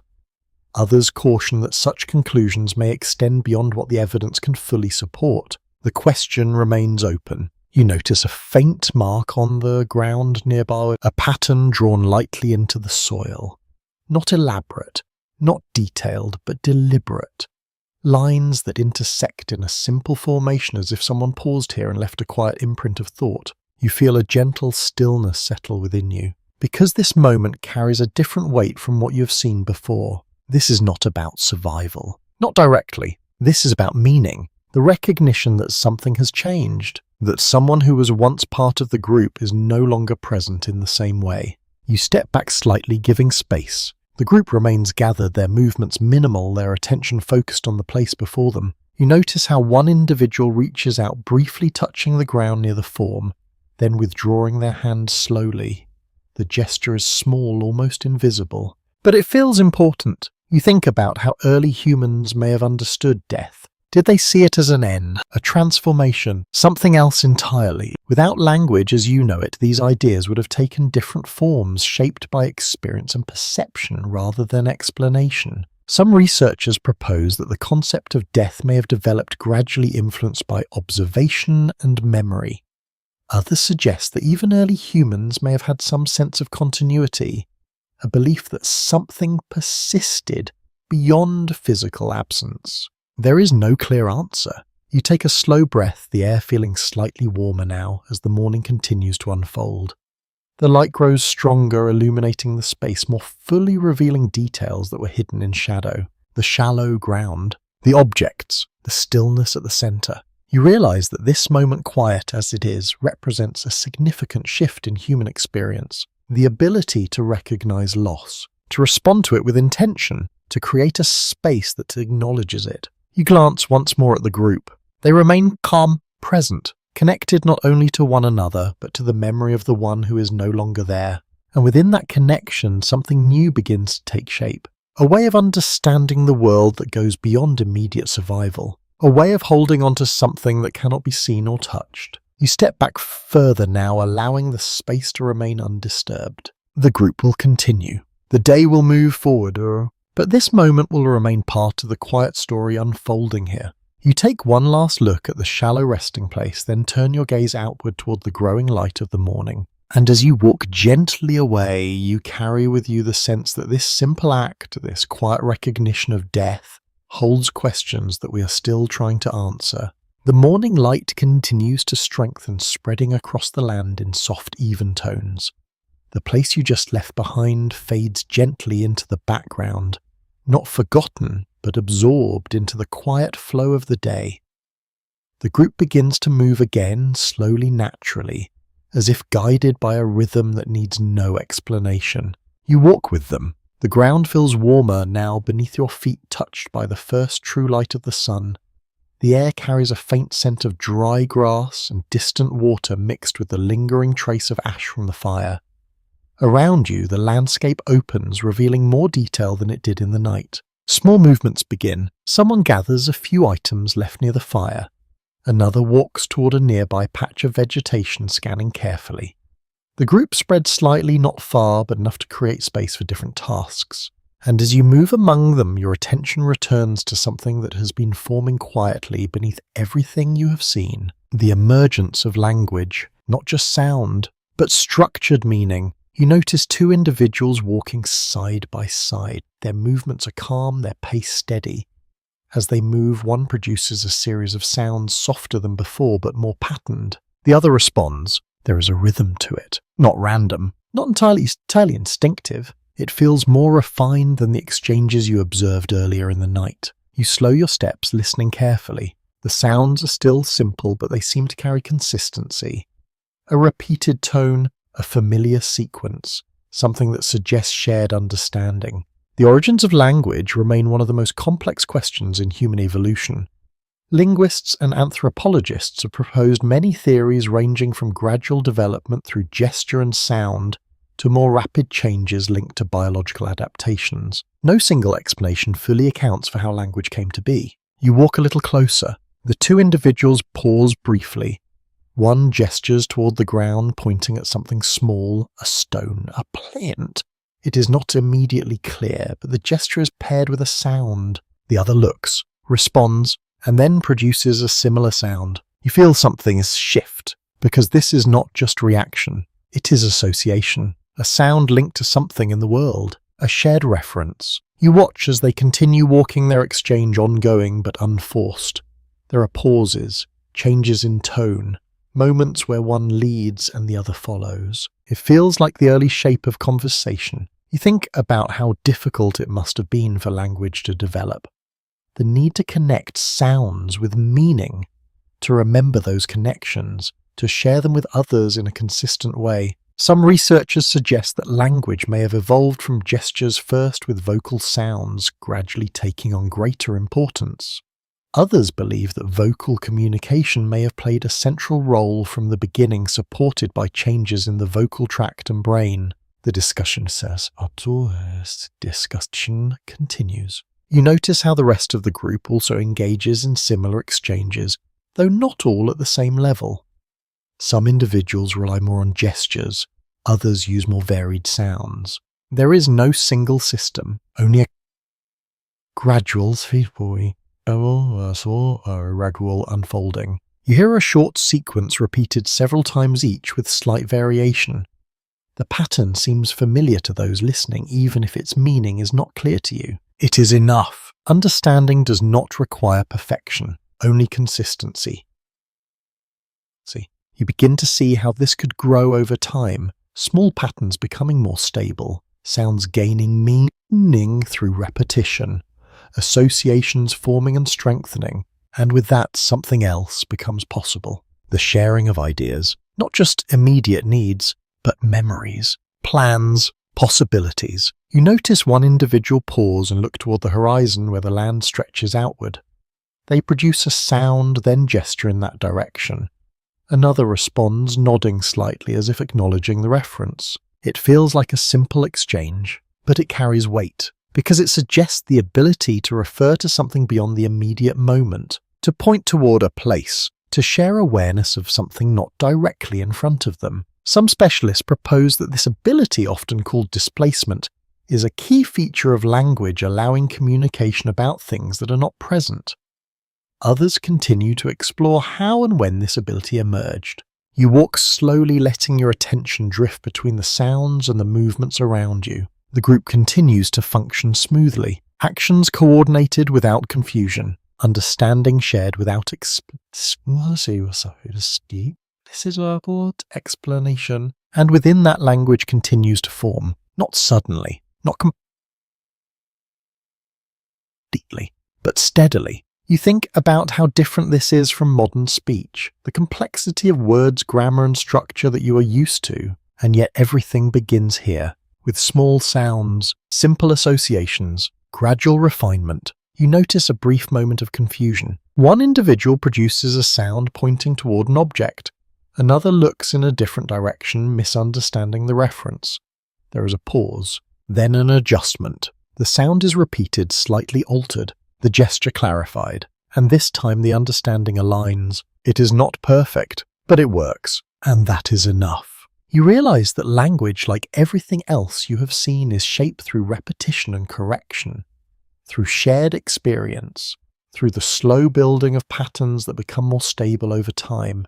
You take a steady breath, feeling the warmth of the growing day settle around you, and your gaze moves across the group once more. They walk together, they communicate, they adapt, and within these quiet exchanges something remarkable continues to develop. A system that will one day carry stories, knowledge and meaning across generations. But for now it remains simple, soft, still forming, a quiet beginning to something science is still working to fully understand. The day settles into a gentle rhythm as the sun rises higher, warming the ground and softening the cool edge left behind by the night. Light spreads evenly across the landscape, now revealing textures and colours that were hidden before. The earth feels dry in places, slightly damp in others, and the air carries a faint scent of plants warming under the sun. You move with the group as they drift toward a more open area. There is no single direction but a shared sense of movement. Some walk ahead, others follow more slowly, and a few pause along the way to gather small things from the ground. The spacing between individuals widens, then closes again, always adjusting without needing to be decided, and gradually your attention shifts towards something familiar. Food, not the act of searching for it, but what happens once it is found. You notice a small gathering forming again, not around a fire this time, but around a patch of ground where several individuals have collected pieces of plant material and what appear to be small remains from animals. Nothing large, nothing dramatic. Simple. You step closer. The air carries a faint new scent here, something slightly richer, more layered than before. It is not strong, but it stands out against the clean smell of grass and soil. You see one individual holding a piece of food, examining it briefly before bringing it closer to their mouth. Another does the same, though with a different object, perhaps a root or a fragment of something gathered nearby. The group begins to eat, but then something else happens. Someone moves back toward the place where the fire had been earlier. They kneel down, brushing aside the thin layer of ash, revealing a faint trace of warmth still lingering beneath. You watch closely. Small pieces of material are gathered again. Dry fragments, thin and brittle, placed carefully. Then a spark. Not immediate, not easy, but with patience the flame returns. And once it does, something changes. The scent in the air deepens. Food is placed near the heat, not directly into the flames, but close enough to be affected. The surfaces begin to darken slightly. The texture shifts. The smell becomes warmer, more complex. Cooking, one of the most important developments in human history. Evidence suggests that early humans began using fire to cook food, which made it easier to chew and digest. This process may have allowed for greater energy intake, supporting the demands of a growing brain. But as you watch, it feels like more than a practical step, because the group gathers again, closer, around the warmth, around the scent, around the shared experience. You notice how the act of eating changes. It slows, becomes more deliberate. Food is not consumed quickly. It is handled, turned, adjusted. There is a sense of attention that was not as present before. Some researchers propose that cooking may have influenced social behavior, creating shared moments that strengthened group bonds. Others suggest that its impact may have been primarily biological, with social effects developing later. The exact influence is still being studied. You sit near the edge of the gathering, feeling the warmth of the fire once more. The ground beneath you is dry here, the heat reaching outward in a soft, steady layer. The smell continues to shift, richer, more inviting. Even without understanding exactly what's being prepared, you can sense the difference. You notice one individual passing a piece of food to another. The movement is simple but intentional. It is received without hesitation. Sharing. A quiet act, but an important one. Some specialists suggest that food sharing may have played a key role in early human societies, supporting cooperation and strengthening relationships. Others continue to explore how widespread this behavior was and what factors influenced it. You watch as another piece is turned near the fire, adjusted carefully to avoid burning too quickly. The attention given to this process feels deliberate, not rushed, not careless. It suggests understanding, experience. You begin to think about how cooking changes more than just the food. It changes time, the need to wait, to monitor, to gather together rather than move independently. And in that waiting, something else has space to grow. Conversation, observation, shared presence. You notice how the group remains close, even those who are not directly involved in preparing the food. They sit nearby watching, occasionally reaching out to adjust something or to take a piece when it is ready. The process becomes collective, not owned by one individual, but shared across the group. You take a slow breath, letting the warmth settle into you, and your gaze drifts across the scene. The fire, the food, the people gathered together, and you begin to understand something subtle, that cooking is not just a practical skill, it is a transformation, not only of food, but of experience. It brings individuals together, creates shared moments, encourages patience. You notice a small detail. One individual tests a piece of food, touching it lightly before bringing it closer. They pause, then nod slightly as if confirming something. Understanding passed through action, not words. You think about how this might have influenced the human body over time. Softer food requiring less energy to process. More nutrients becoming available. Changes in how the body uses energy. Some researchers suggest that these changes may have supported the development of larger brains and more complex behaviors. Others continue to examine how these factors interacted over long periods. The full picture is still forming. You watch as the group begins to eat together, Now the food shared among them, the process complete for the moment. The atmosphere remains calm, connected, and within that connection something continues to take shape.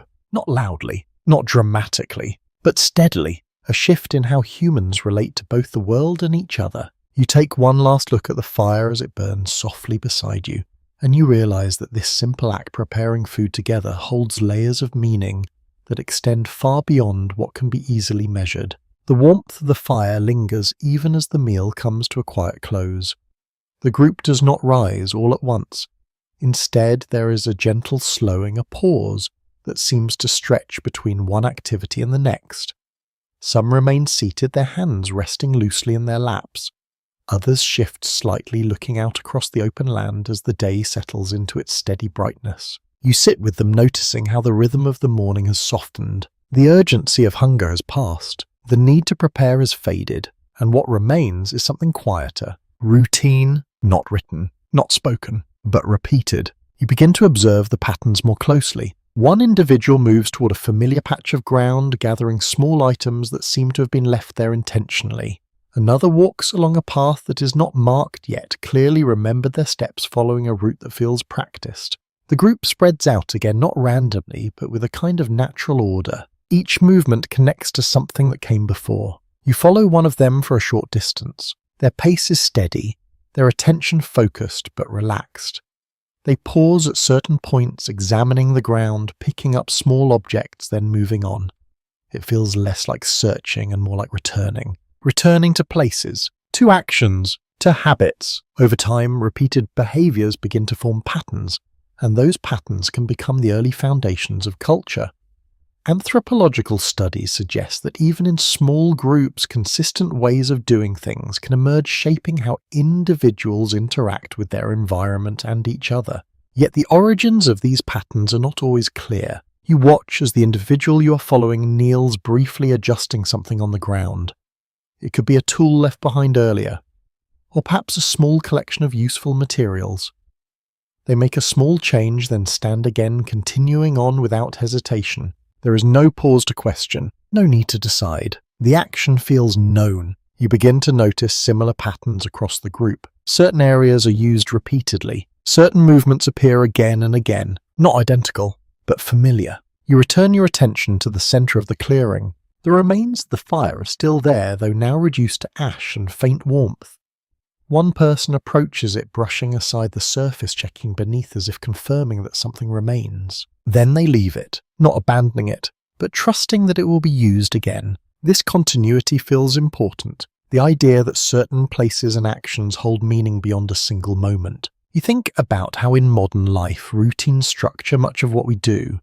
Daily habits, repeated actions, familiar patterns that shape how we move through time. And here you can see the beginnings of that process. Simple, unspoken, but consistent. You notice a small group forming again, not around food or fire this time, but near a cluster of stones arranged in a particular way. One individual sits, another joins, then another.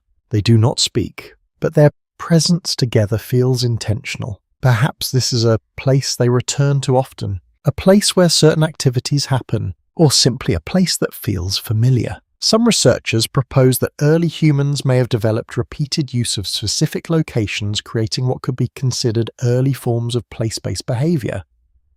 Others suggest that such patterns may have been more fluid, shifting with the needs of the group. The distinction is difficult to confirm. You watch as one of the individuals begins to sort small objects on the ground. Stones, fragments, pieces of material arranged and rearranged with quiet focus. There is no immediate purpose you can see, but the action repeats. Adjust, observe, adjust again. It feels almost meditative. You realize that not all routines are driven by necessity. Some may emerge simply because they are repeated, because they feel right, because they create a sense of stability in a world that is otherwise unpredictable. You take a slow breath, feeling the warmth of the day settle gently around you. The air is no longer cool. The light is steady. The landscape feels open and calm. And within that calm, the group continues its quiet patterns. You notice the young figure again moving between individuals, pausing to watch, then moving on.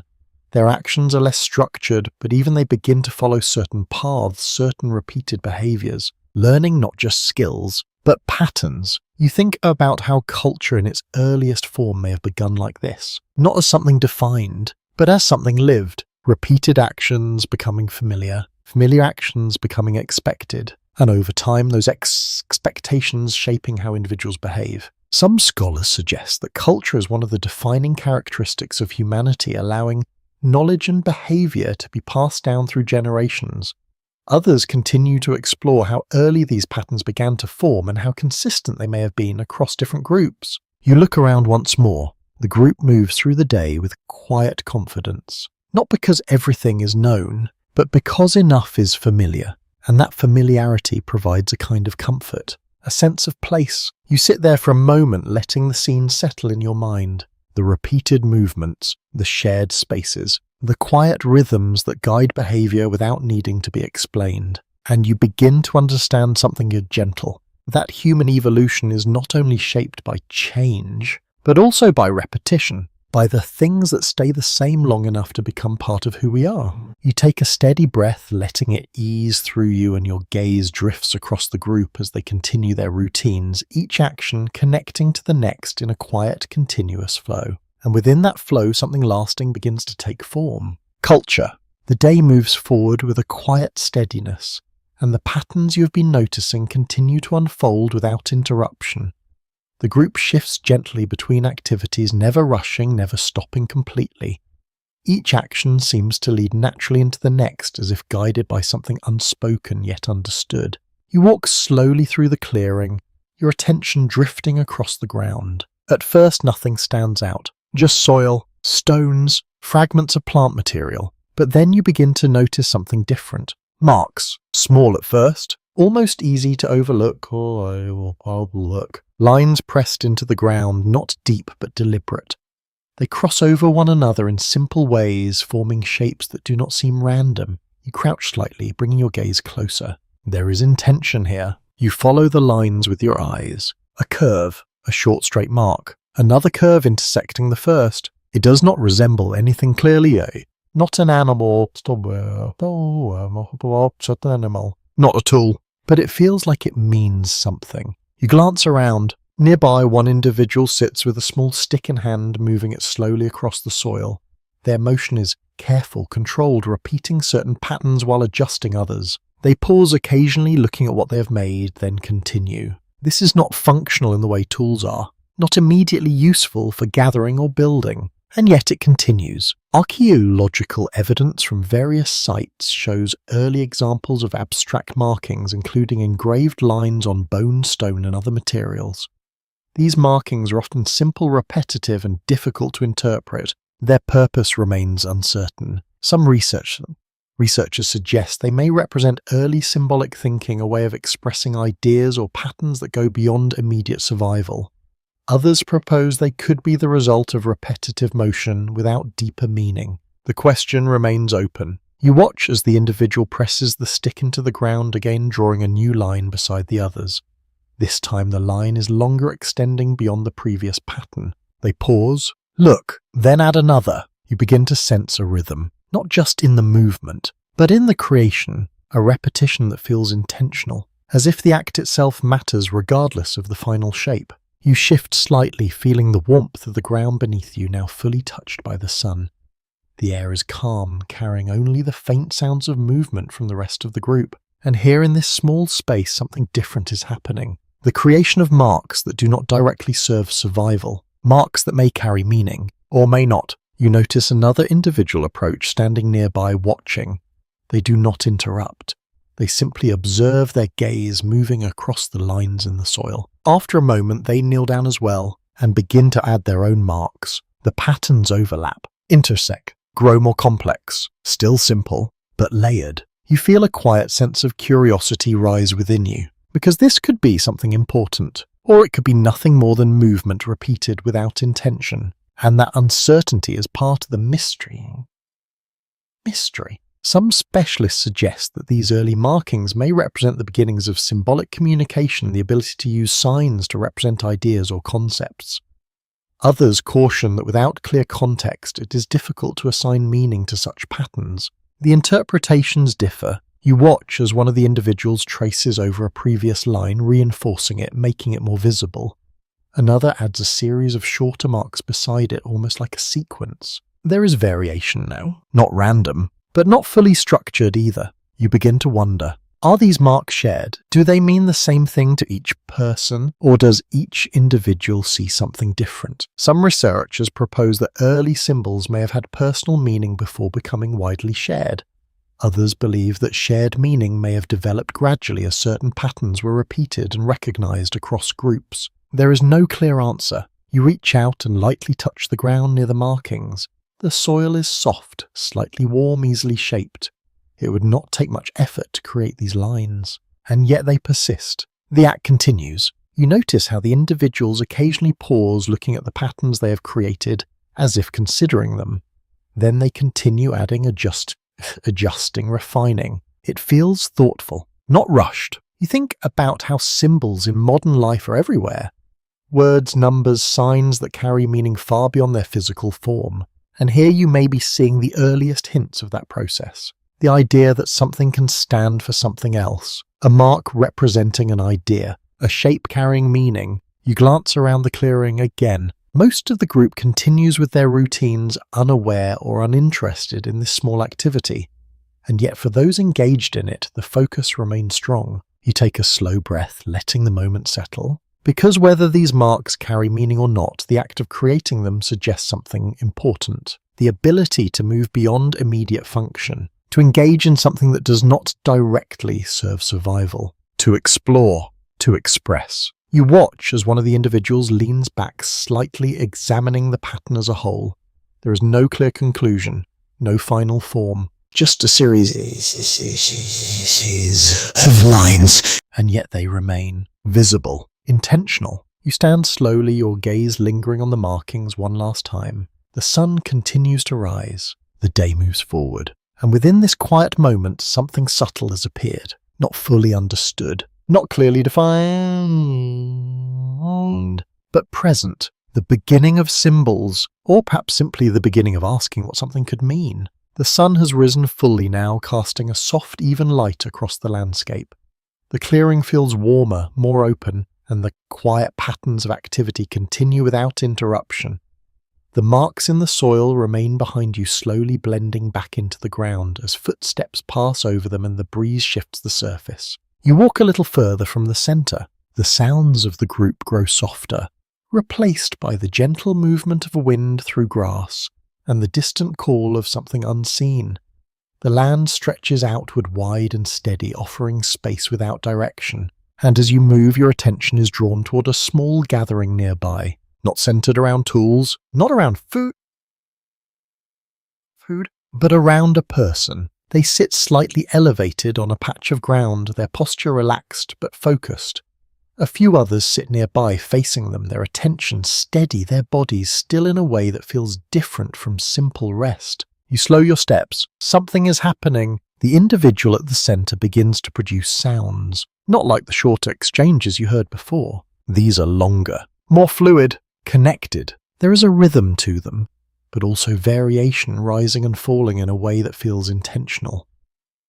The others remain quiet, their gaze fixed, their bodies angled toward the speaker. You sit at the edge of the group, listening. At first the sounds feel unfamiliar, but then something begins to shift. Patterns repeat, certain tones return. The flow builds and pauses again, creating a kind of structure that feels almost like a sequence unfolding over time. This is not simple communication. It feels like something more. Narrative. Across different regions, archaeologists have found evidence that suggests early humans may have engaged in forms of storytelling long before written language existed. While there are no direct recordings of these early stories, patterns in oral traditions and symbolic artifacts hint at the possibility that shared narratives played a role in human communities. But the exact nature of these early stories is still unknown. You listen more closely. The speaker gestures, occasionally using their hands to emphasize certain moments. A movement upward, a sweep to the side, a pause with stillness.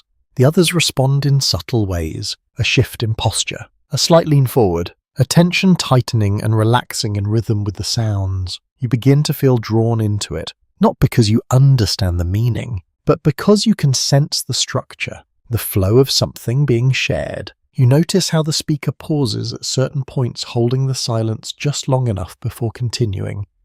The group remains still during these pauses, as if expecting what comes next. Anticipation, that feeling of waiting for something to unfold. Some researchers propose that storytelling may have played a role in strengthening social bonds, allowing individuals to share experiences, knowledge, and ideas in a structured way. Others suggest that it may have emerged as a byproduct of language development growing more complex over time. The origins remain uncertain. You watch as the speaker continues, their voice rising slightly, then softening again.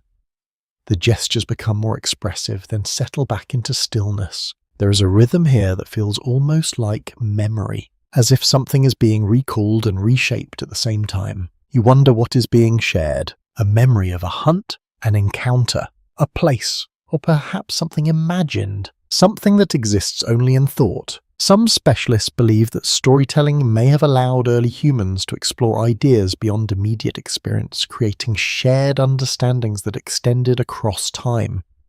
Others continue to examine how such abilities developed and how widespread they may have been. You notice a small detail. One of the listeners produces a brief sound in response, a short tone that seems to acknowledge a part of the sequence. The speaker pauses, then continues, adjusting slightly. It feels interactive, not fixed, a shared process rather than a single direction. You think about how stories today carry meaning, emotion, and information, often blending all three. And here you may be seeing the earliest form of that process, not yet defined, not fully structured, but present. You feel the warmth of the sun on your skin, the air moving gently around you, and the steady presence of the group gathered in quiet attention. The sounds continue. Then gradually they begin to slow. The pauses grow longer, the gestures smaller, and eventually the sequence comes to an end, not abruptly, but naturally. The speaker lowers their hands. The group remains still for a moment longer, then begins to shift their attention, softening their bodies, relaxing. The moment has passed, but something lingers, a shared experience, a pattern that unfolded and was received. You sit there quietly, letting it settle. Because this is something different from everything you have seen so far. This is not just communication, not just expression. It's the shaping of experience into something that can be shared, something that can be remembered. You take a slow breath, your gaze drifting across the group as they begin to return to their individual movements. The clearing feels the same, the day continues, and yet something has been added. A layer of meaning that exists not in objects or actions, but in the space between minds. You rise slowly, stepping back from the gathering, and as you do, you carry with you the sense that storytelling in its earliest form may have begun like this. Quiet, shared, unwritten, a thread connecting individuals through time still not fully understood. The sound of that shared moment fades gently into the background as the group returns to its steady rhythm. The speaker rises without ceremony, blending back into the others as if nothing unusual has taken place. And yet something lingers in the air, a quiet trace of connection that does not fully disappear. You walk slowly away from the gathering, letting your steps carry you across the clearing once more. The ground feels warm beneath your feet, now the sunlight settled firmly across the land. The air moves softly, brushing against your skin in a way that feels calm and steady. As you move, your attention begins to shift again, this time towards something less visible. Not actions, not objects, but time itself. You notice how the group seems to move with an awareness of what comes next. There is no spoken schedule, no marked divisions of hours, and yet their behavior follows a pattern that suggests an understanding of sequence. Morning, midday, later. Even without words for these concepts, the rhythm is there. You see one individual pause and look toward the position of the sun. Their gaze lingers briefly, then they adjust their movement, heading in a different direction than before. It is subtle, but it feels intentional. Over time, humans developed an increasing awareness of natural cycles, including the movement of the sun, the changing of seasons, and the repetition of environmental patterns. These observations would later become the foundation for more structured systems of timekeeping. But here the awareness is quieter, less defined, more intuitive. You follow the direction of the individual for a short distance. They move toward a familiar area, one you have seen before, where tools and materials are often gathered. The choice does not feel random. It feels connected to what has already happened earlier in the day. A sequence unfolding. You begin to sense how memory plays a role in this. Not just the ability to recall a moment, but the ability to connect moments together. To understand that one action follows another. That one part of the day leads into the next. You pause, letting your gaze drift across the group. Others are doing the same, returning to places, repeating actions, adjusting behavior based on what has already occurred. And within that, something begins to take shape. A sense of continuity. Some researchers suggest that the development of memory and temporal awareness allowed early humans to plan ahead to anticipate future needs based on past experience. Others explore how these abilities may have emerged, gradually shaped by environmental demands and social interactions. The process remains complex. You notice a small interaction nearby. One individual begins preparing a tool repeating a motion you saw earlier in the day.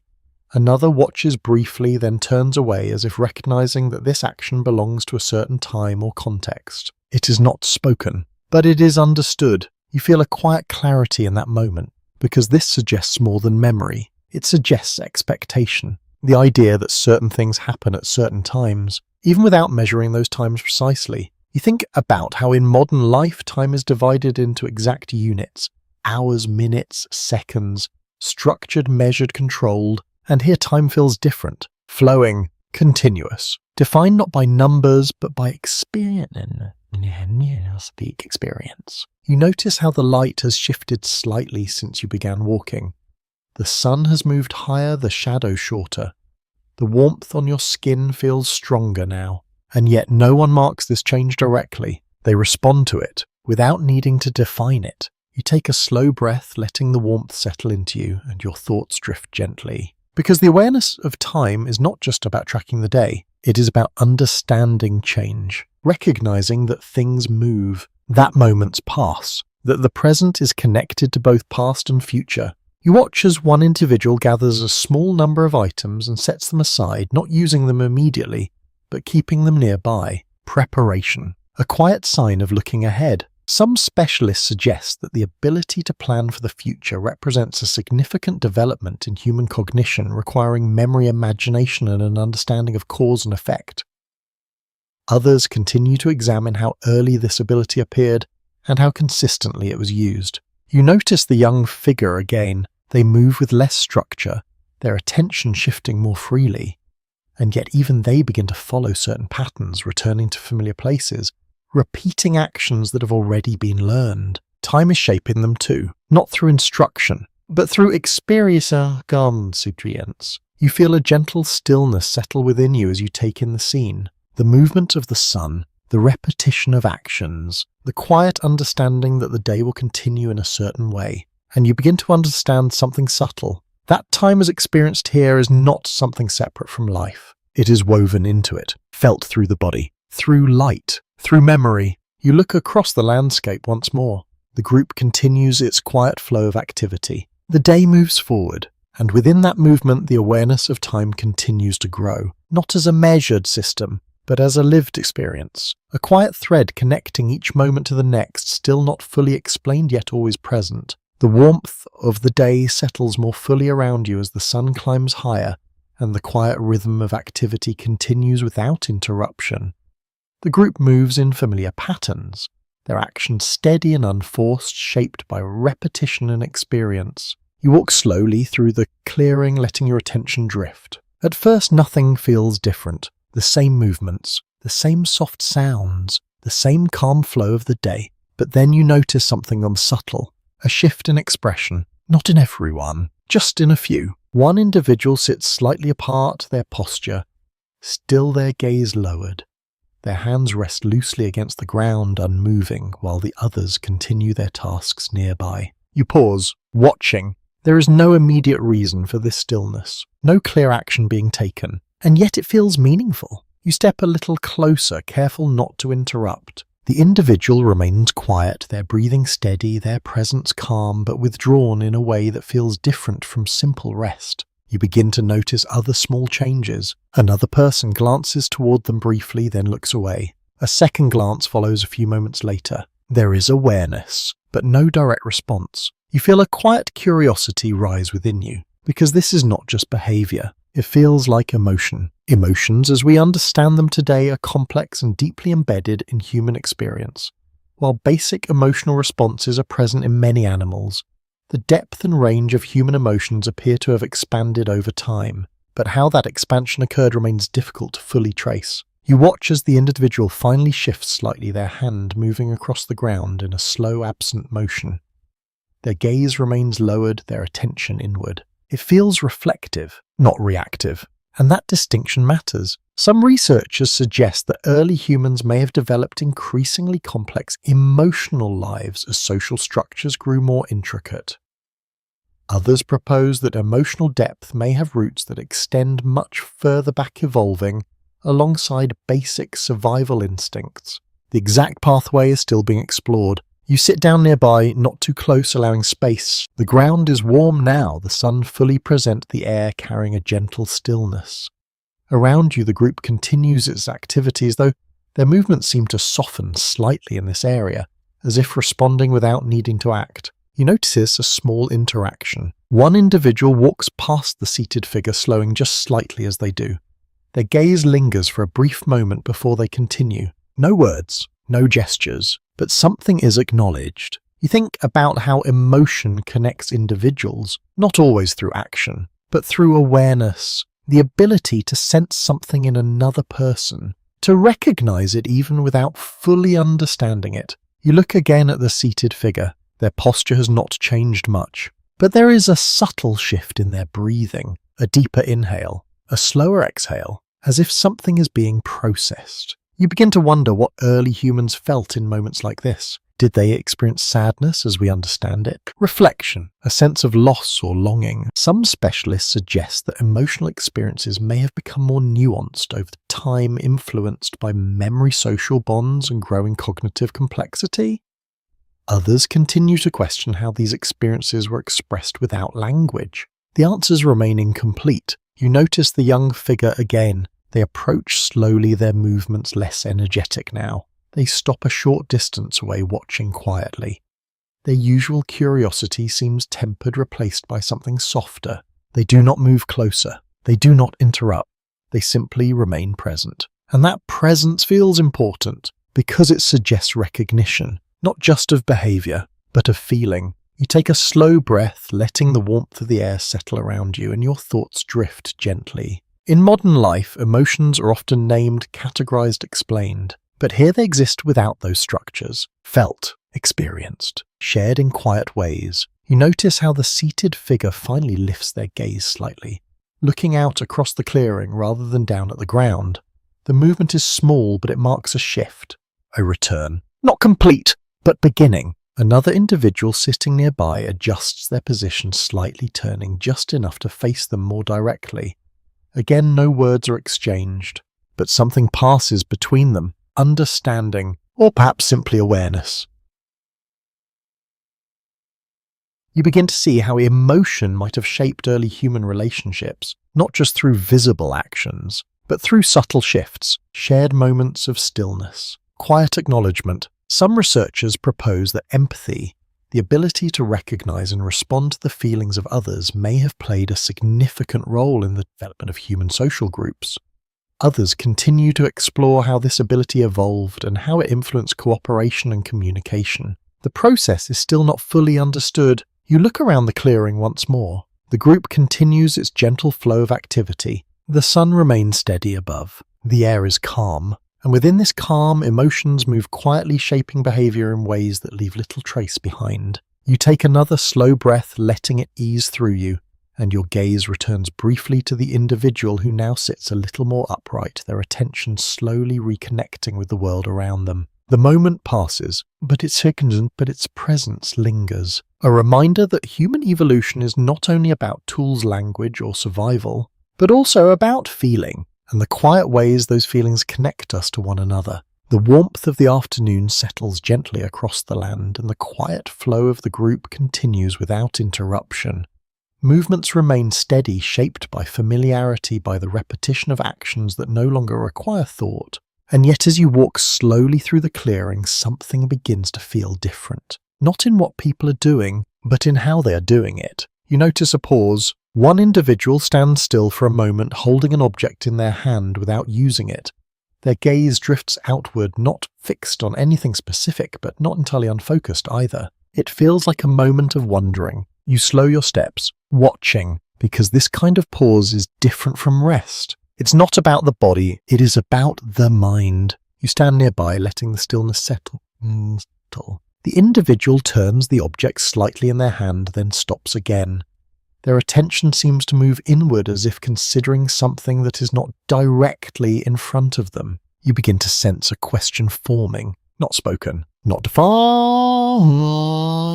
but present. The human tendency to search for meaning, to look beyond immediate experience and ask deeper questions is one of the most distinctive aspects of our species. While it is difficult to trace exactly when this began, it is often linked to the growth of cognitive complexity and symbolic thinking. But the origins remain uncertain. You watch as the individual finally lowers the object, placing it gently on the ground. They do not move away immediately. Instead, they remain standing, their gaze lifting toward the horizon. You follow their line of sight. The land stretches outward, open and quiet, the sky clear above it. There is nothing unusual there, and yet the act of looking carries weight. It feels like more than observation. It feels like searching. Some researchers suggest that early humans may have begun to develop a sense of purpose or meaning as their awareness expanded, connecting experiences into larger patterns. Others propose that such ideas may have emerged much later alongside more complex social and cultural systems. The discussion continues. You notice how the individual takes a slow breath, their chest rising and falling gently, before finally turning away and rejoining the group. The moment passes, but it leaves something behind, a sense of depth. You continue walking, your thoughts moving quietly, because meaning is not something that can be easily measured. It does not leave clear physical traces, and yet it shapes behavior in subtle ways. You notice another individual sitting on the ground, arranging small objects in front of them. Stones, fragments, pieces of material placed in a loose pattern. They adjust the arrangement, pause, then adjust it again. There is no clear function, no immediacy.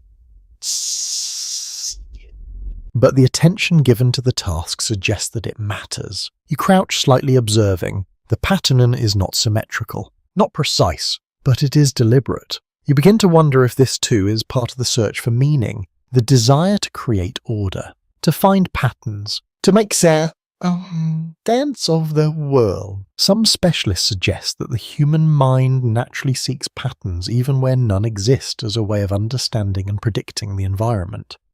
Others explore how this tendency may have contributed to the development of belief systems and symbolic behavior. The full picture remains incomplete. You notice how the individual pauses again, looking at the arrangement as a whole. Their expression is calm, focused, as if considering something beyond the physical objects themselves. Then they begin to move the pieces again. The process continues. You stand slowly, letting your gaze drift across the clearing. The group moves in quiet harmony, each person engaged in their own activity, yet connected through shared space and rhythm. And within that connection, something deeper seems to be forming. Not just awareness, not just emotion, but the sense that experiences have meaning beyond themselves. You think about how in modern life, meaning is often shaped by language, by culture, by systems of belief that have developed over time. But here it exists in a simpler form, unspoken, unstructured, felt rather than defined. You notice the young figure once more watching others as they move through their routines. Their curiosity remains, but it is quieter now, more focused. They pause longer, observing not just what people do, but how they do it. Learning patterns, learning significance. You take a slow breath, feeling the warmth of the day settle gently around you. The air is calm, the light steady, the sound soft and continuous. And within this calm, the search for meaning continues. Not loudly, not urgently, but quietly, in small pauses, in thoughtful glances, in the simple act of looking beyond what is immediately present. You look once more toward the horizon where the land meets the sky in a soft, distant line. And you begin to understand something gentle, that the human need to find meaning may have begun not with answers, but with questions that arise in quiet moments like this, questions that science is still trying to fully understand. The afternoon light begins to soften, shifting from bright clarity into something warmer and more diffused. Shadows stretch a little longer across the ground, and the air cools just enough to be noticeable. The group continues its quiet movement, but the rhythm is beginning to change again, preparing for the slow return of evening. You walk gently along the edge of the clearing, letting your attention drift across the landscape. The patterns you have seen throughout the day remain. Gathering, moving, resting, and yet something new begins to draw your focus. A small group has formed slightly apart from the others. Not far, just enough to create a different kind of space. You move closer. Their posture is calm, but there is a shared stillness that feels distinct from ordinary rest. They sit facing one another, their attention turned inward rather than outward. You sit nearby, observing quietly. At first, nothing happens, just stillness, breathing, the soft sound of the wind moving through the grass, and then one individual reaches down and picks up a small object. It is simple, a stone slightly darker than the others around it. They hold it carefully, turning it once in their hand before placing it in front of them. Another person does the same, then another. Soon a small collection forms between them. The arrangement is not random. Each object is placed with intention, spaced in a way that suggests awareness of position. You feel a quiet shift, because this is not about you, sir. Not about survival. It feels symbolic. Across various archaeological sites, researchers have found objects that appear to have been used in ways that go beyond practical function. Items such as pigments, arranged stones, or modified objects suggest that early humans may have engaged in practices that carried meaning beyond immediate needs. But the purpose of these practices is not always clear. You watch as one of the individuals lifts their hand, slowly holding it above the arranged objects for a brief moment before lowering it again. The movement is gentle, measured. It does not accomplish anything in a physical sense, and yet it feels deliberate. You begin to sense that this moment holds a different kind of importance, not in action, but in intention. You notice how the others remain still, their attention focused on the space between them. No one interrupts, no one looks away. The air feels quieter here, almost contained. You think about how early humans may have begun to develop beliefs about the world around them, the sky, the land, the cycles of day and night, the presence of life and its absence. Some specialists suggest that these early practices may represent the beginnings of spiritual thought, a way of understanding forces that could not be easily explained. Others caution that such interpretations may go beyond what the available evidence can confirm. The truth remains uncertain. You watch as one individual picks up a small amount of material from the ground, perhaps ash or fine soil, and lets it fall slowly over the arranged objects. The motion is soft, almost careful, as if the act itself matters more than this result. You feel a subtle stillness settle within you, because this moment is not about doing, it is about acknowledging something unseen, something felt. You notice how the group remains connected through this shared focus. Their breathing seems slower, their movements minimal, their attention unified in a quiet way. You begin to wonder what they are experiencing. A sense of connection to something beyond themselves, a recognition of patterns in the world that feel meaningful but cannot be explained. Some researchers propose that early belief systems may have been shaped by observation of natural cycles and the human tendency to find patterns. Others suggest that these practices may have developed through shared experiences that gradually took on symbolic significance. There is no clear answer. You shift slightly, feeling the ground beneath you warm from the day but beginning to cool as the light changes.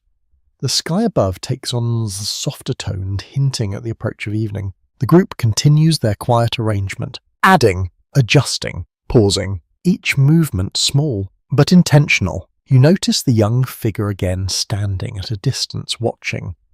They do not approach, but their attention is fixed, drawn to the scene in a way that suggests curiosity mixed with something else. Something quieter, perhaps a sense that this moment carries weight. You take a slow breath, letting the air settle within you. The world around you remains calm. The group continues its gentle rhythm. And within this small gathering, something begins to take shape. Not fully formed, not clearly defined,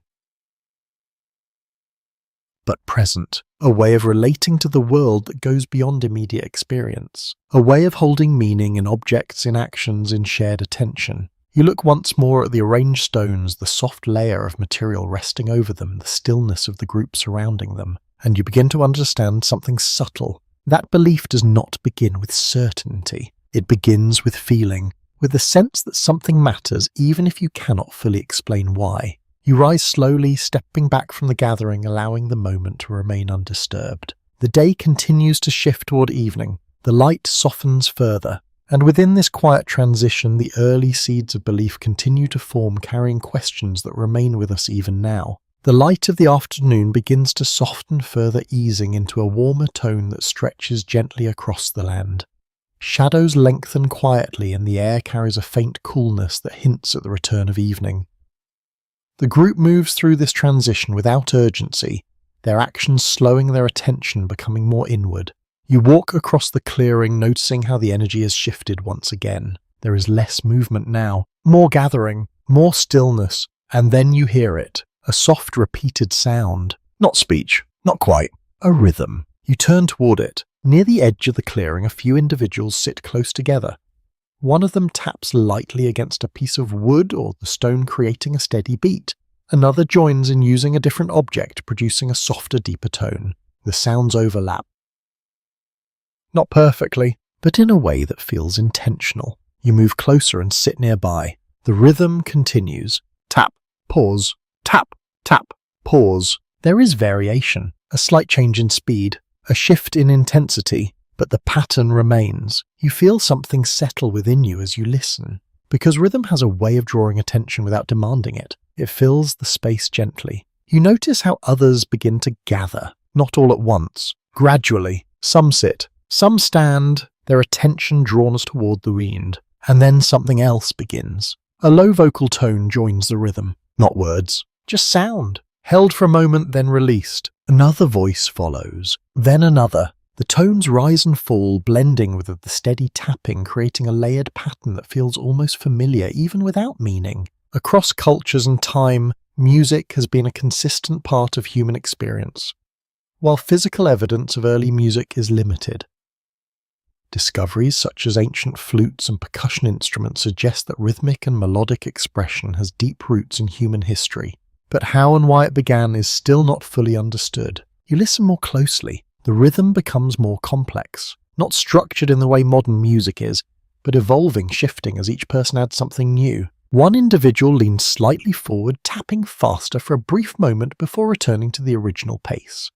Another responds with a softer sound, creating contrast. It feels interactive, responsive. You notice how the group begins to move slightly, not in large gestures, just small shifts, a sway, a subtle change in posture. The body responding to the sound. You feel it too, a quiet pull to follow the rhythm, not consciously, just naturally. Some researchers suggest that rhythm and music may have played a role in early human social bonding, helping to synchronize group behavior and strengthen connections.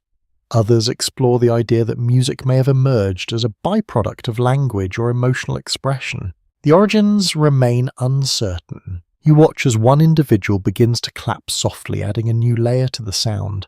The others adjust, creating space for the new pattern. The rhythm shifts again, becoming slightly more dynamic, and yet it never becomes overwhelming. It remains calm, grounded. You begin to notice how the sounds seem to reflect the group itself, each person contributing something, each sound fitting into a larger whole. There is no leader, no fixed structure, only participate.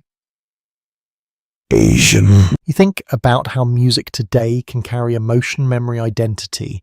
It can tell stories, create an atmosphere, bring people together. And here you may be witnessing the earliest form of that connection. Simple, unrefined, but meaningful. You notice the young figure again, drawn closer than before.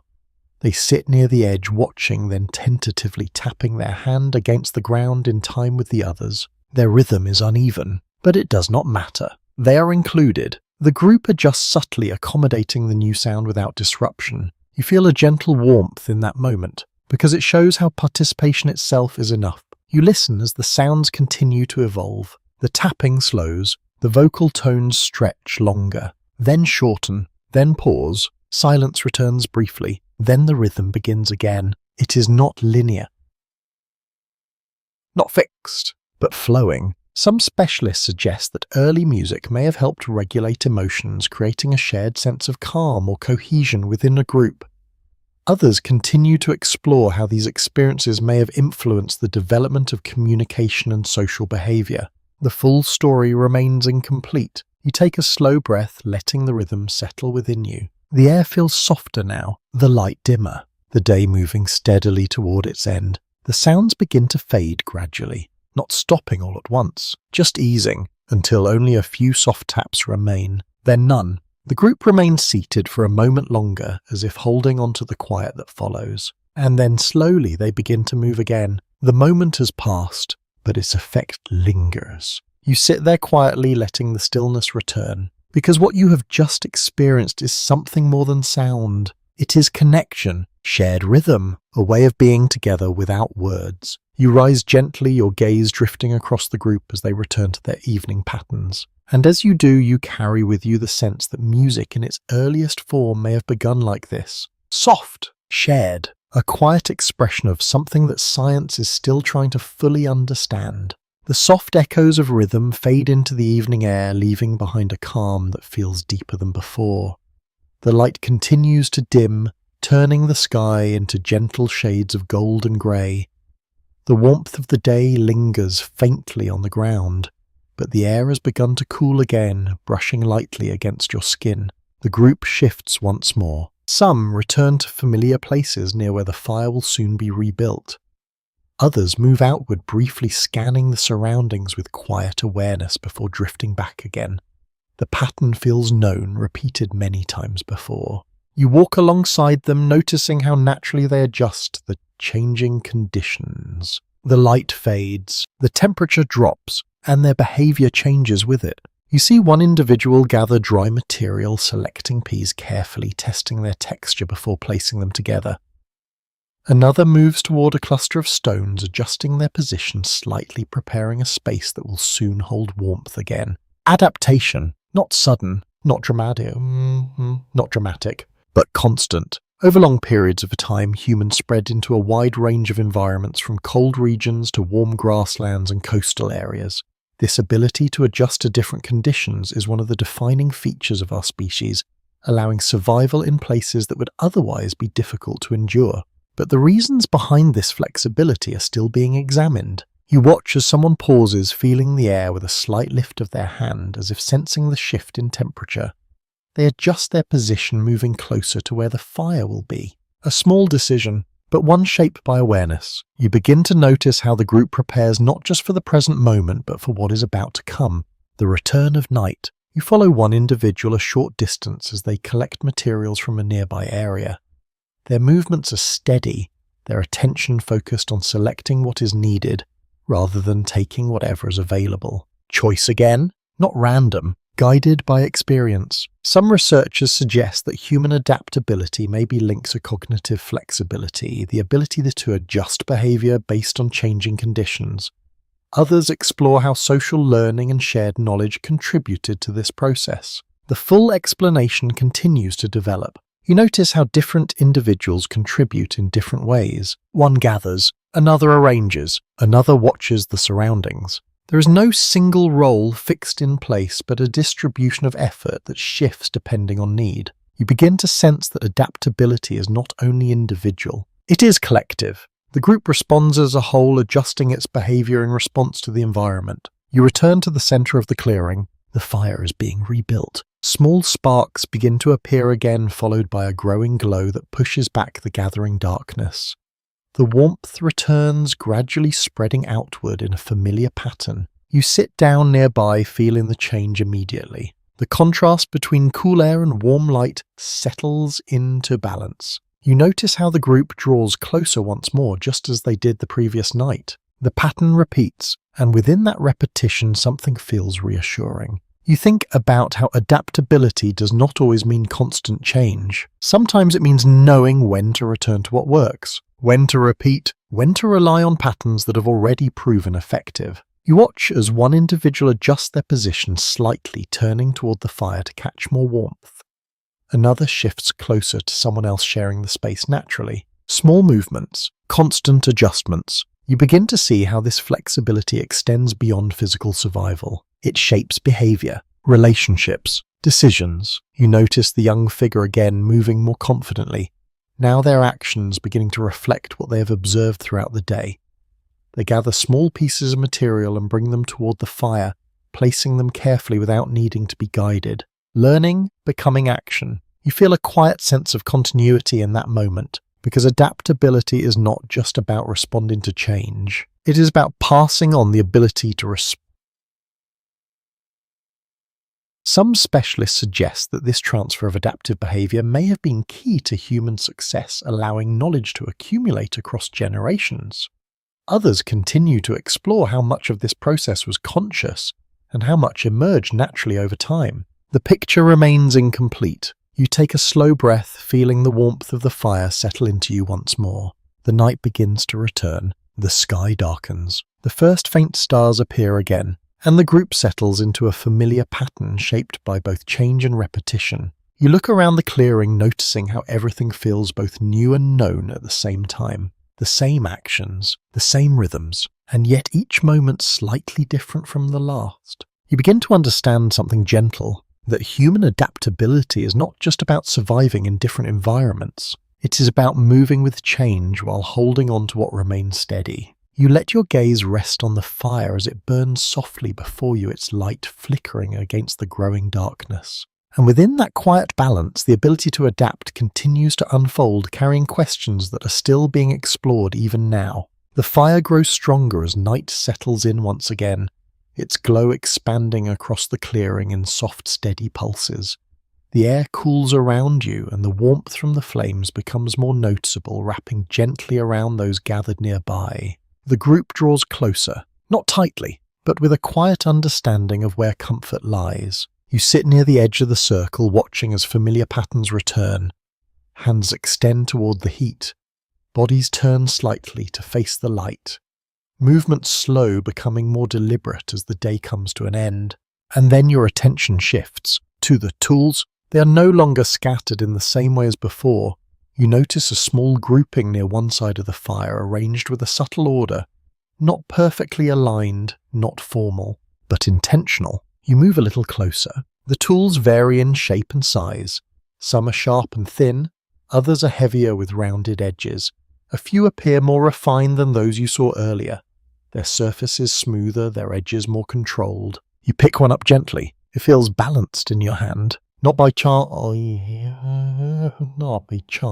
but by design. The shaping process you observed earlier has evolved into something more consistent. The edges are not only sharp, but placed where they are most effective. The grip feels natural, as if the form has been adjusted over time to fit the hand. This is more than tool making, it is refinement. Across different archaeological sites, researchers have observed that tool designs became more complex over time, showing patterns that suggest planning, repetition, and improvement. These changes indicate not just skill, but the ability to build on previous knowledge. Yet the pace and nature of this development are still being examined. You set the tool down and look around. One individual sits nearby working on a new piece.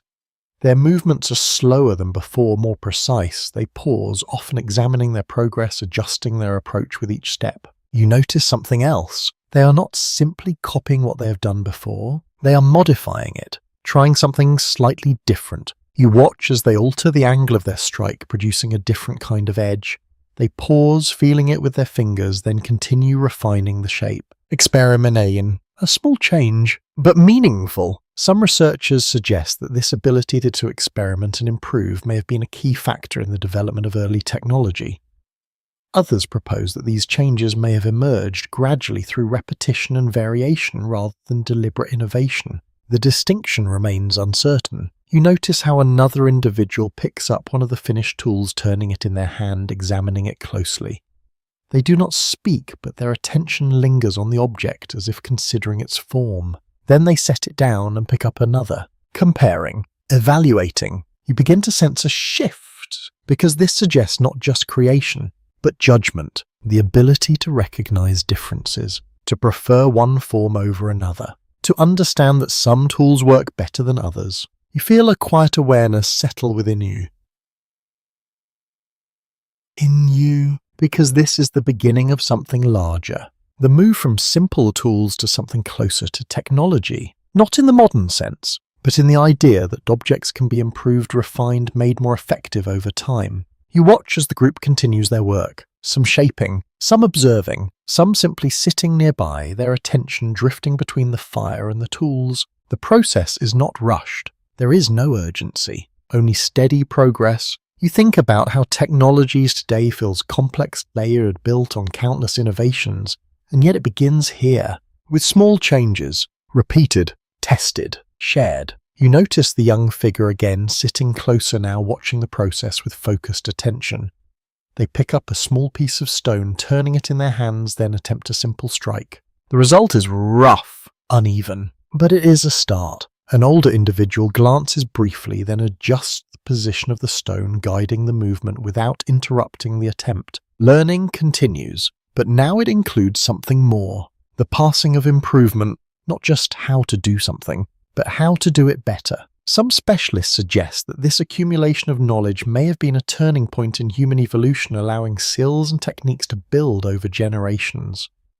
Others continue to explore how consistent this process was across different groups. The full picture remains incomplete. You take a slow breath, feeling the warmth of the fire steady against your skin. The night deepens, the stars appear once more, and the group settles into a quiet balance of rest and activity. You look around the clearing, at the tools, at the people shaping them, at the subtle changes unfolding over time, and you begin to understand something gentle. That technology does not begin with sudden invention. It begins with small adjustments, repeated again and again, until something new emerges. You let your gaze rest on the tools one last time, their shapes catching the soft light of the fire. And within that quiet glow, the early steps of human innovation continue to unfold, carrying questions that we are still exploring today. The fire settles into a steady glow, and the night deepens around you once more.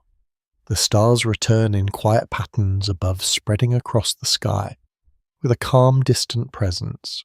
The group remains gathered, their movements slower now, shaped by the fading energy of the day. You sit among them, noticing how the space feels different at night, closer, more contained. The darkness beyond the firelight softens the edges of the world, bringing attention inward toward the people gathered here. And within that space, something begins to stand out. Not tools, not food, but relationships. You notice how certain individuals sit closer together more often. Their positions shift slightly, but they tend to return to one another, forming small clusters within the larger group. You watch as two individuals exchange a brief glance, then adjust their position, sitting side by side. There is no clear signal, no spoken decision, just a shared understanding. You begin to see patterns. Some pairs remain close, others interact more loosely, moving between different parts of the group. And within these patterns, something more complex is forming. Social structure. Not formal, not fixed, but present. Anthropological studies suggest that early human groups may have developed increasingly complex social networks with relationships shaped by cooperation, kinship, and shared experience. These structures would have influenced how individuals interacted, shared resources, and supported one another. But the details of these early systems are still being explored. You notice a small interaction near the fire. One individual reaches for an object and another hands it to them without hesitation. The exchange is smooth, almost automatic, as if guided by familiarity. Trust, a quiet but important element. You watch as another pair sits slightly apart from the others, their bodies angled toward one another.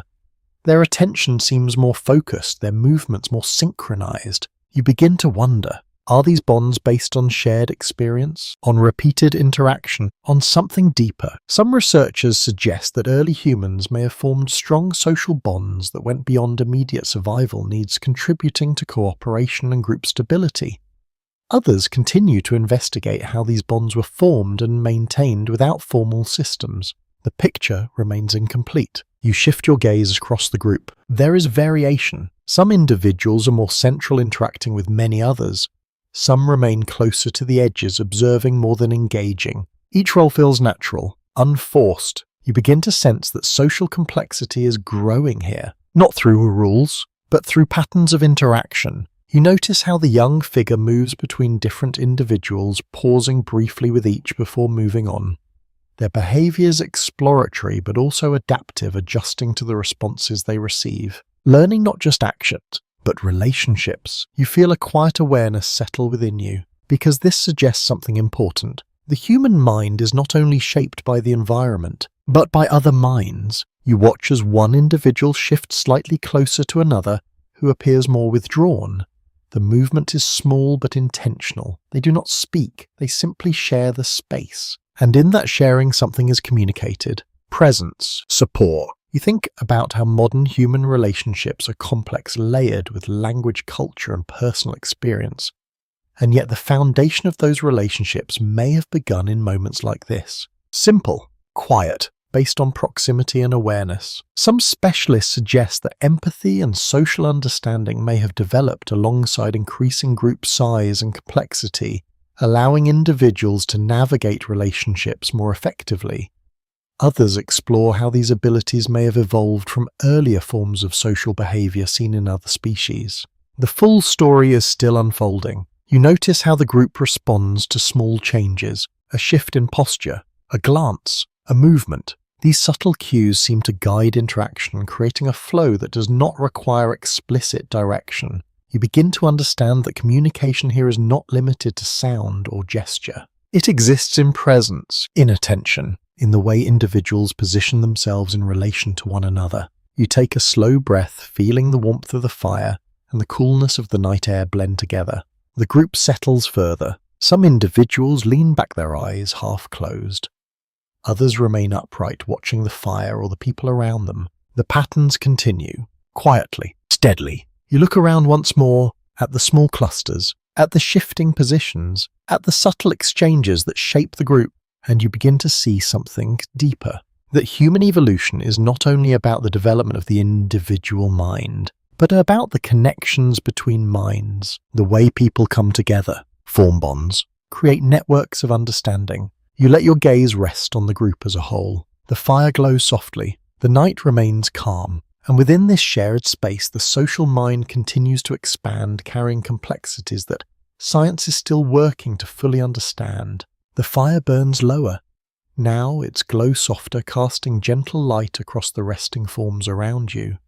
The night has settled, fully deep and quiet, wrapping the clearing in a calm that feels almost protective. You remain seated, your attention drifting slowly across the group. Most are still. A few shift slightly. The rhythm of breathing rises and falls in a steady shared pattern. And within that stillness, your attention moves towards something subtle. Not movement, not sound, but memory. You notice a small interaction begin near the edge of the firelight. One individual reaches for a tool that was placed earlier in the day. They hold it briefly, turning it in their hand, then pass it to another.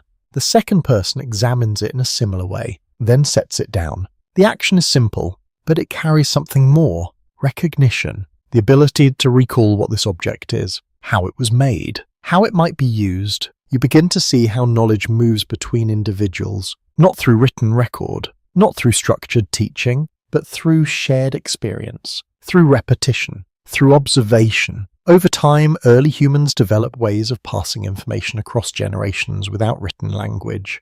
Skills, behaviors, and knowledge were preserved through memory and imitation, allowing important practices to continue even as individuals changed. Yet the mechanisms behind this process remain difficult to fully trace. You watch as another individual gestures briefly toward a place near the fire where tools were shaped earlier.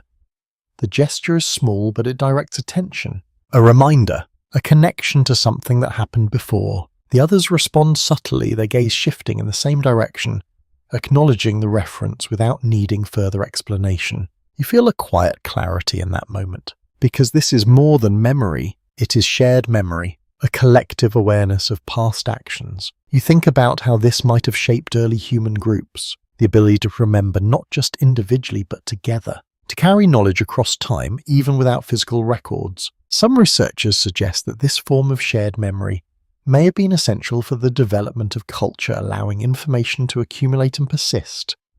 Others continue to explore how stable these memories could be without structured systems to preserve them. The answers are still unfolding. You notice how the young figure sits closer now, watching these small exchanges with focused attention. Their movements are quieter than before, more deliberate, as if they are absorbing not just actions but meaning, learning again, but this time learning what has already happened. You see them reach toward a small object, picking it up carefully, then looking towards an older individual as if seeking confirmation. The older figure glances briefly, then returns to stillness. No correction, no instruction, just presence. And that seems to be enough. You begin to understand how memory is reinforced here, not through explanation, but through repetition and acknowledgement. You take a slow breath, feeling the cool night air settle gently around you. The fire continues to glow softly. The group remains calm, and within this calm knowledge moves quietly between individuals. You notice another moment. Two individuals sit side by side, their attention focused on a shared object. One adjusts it slightly, then pauses. The other mirrors the movement, as if recalling how it was done before. The action is repeated, refined, held in memory. You think about how much of human knowledge today is built on this process. Observation, repetition, refinement, and yet here it exists in its simplest form, unwritten, unspoken, but present. Some specialists suggest that the ability to transmit knowledge across generations may have been one of the key factors in human success, allowing skills and ideas to build over time. Others continue to investigate how consistent and reliable this transmission could have been in early societies.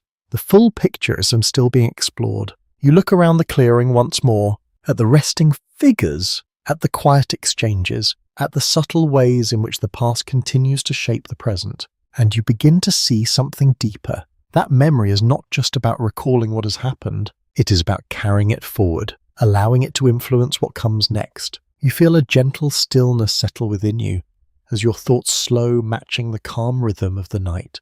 The fire dims slightly, the stars remain steady above, and within this quiet moment the thread of memory continues to extend, connecting individuals across time in ways that science is still working to fully understand. The night deepens further, settling into a quiet that feels complete.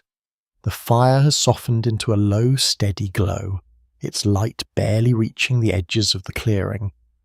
Around you the group rests in calm stillness, their presence gentle and unspoken. You remain awake a little longer, not out of necessity, but because something draws your attention forward, a subtle sense of change, not in this moment, but in what is coming. You lift your gaze toward the horizon, where darkness meets the faint suggestion of distance.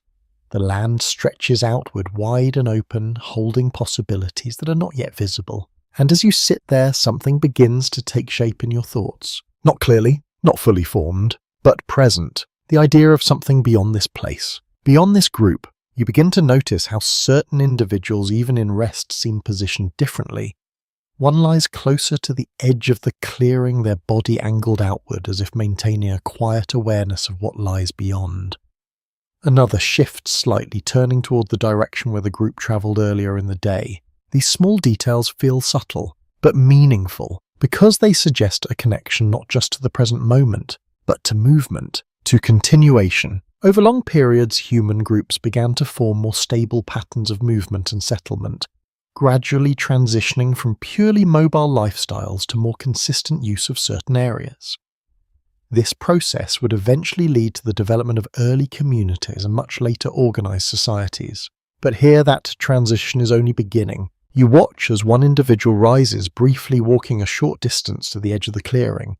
They stand there for a moment, looking out across the land, then return to their place without urgency. A simple action, yet it carries a sense of awareness. You begin to understand that the idea of place is changing, not just as a location, but as something that can be returned to, remembered, used again. Some researchers suggest that early humans may have begun to develop attachments to certain locations, recognizing their value and returning to them over time.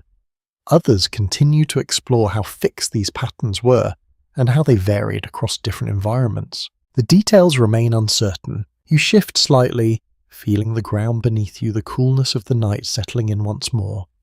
The air is still carrying only the faint scent of ash and distant vegetation. Your thoughts drift toward what lies ahead. You imagine movement, not just within this clearing, but beyond it, following paths that extend across the land, connecting one place to another. You begin to sense how these movements could form something larger. Routes, paths, connections between groups. Some specialists suggest that early human populations may have interacted more than we once believed, exchanging materials, ideas, and behaviors across distances.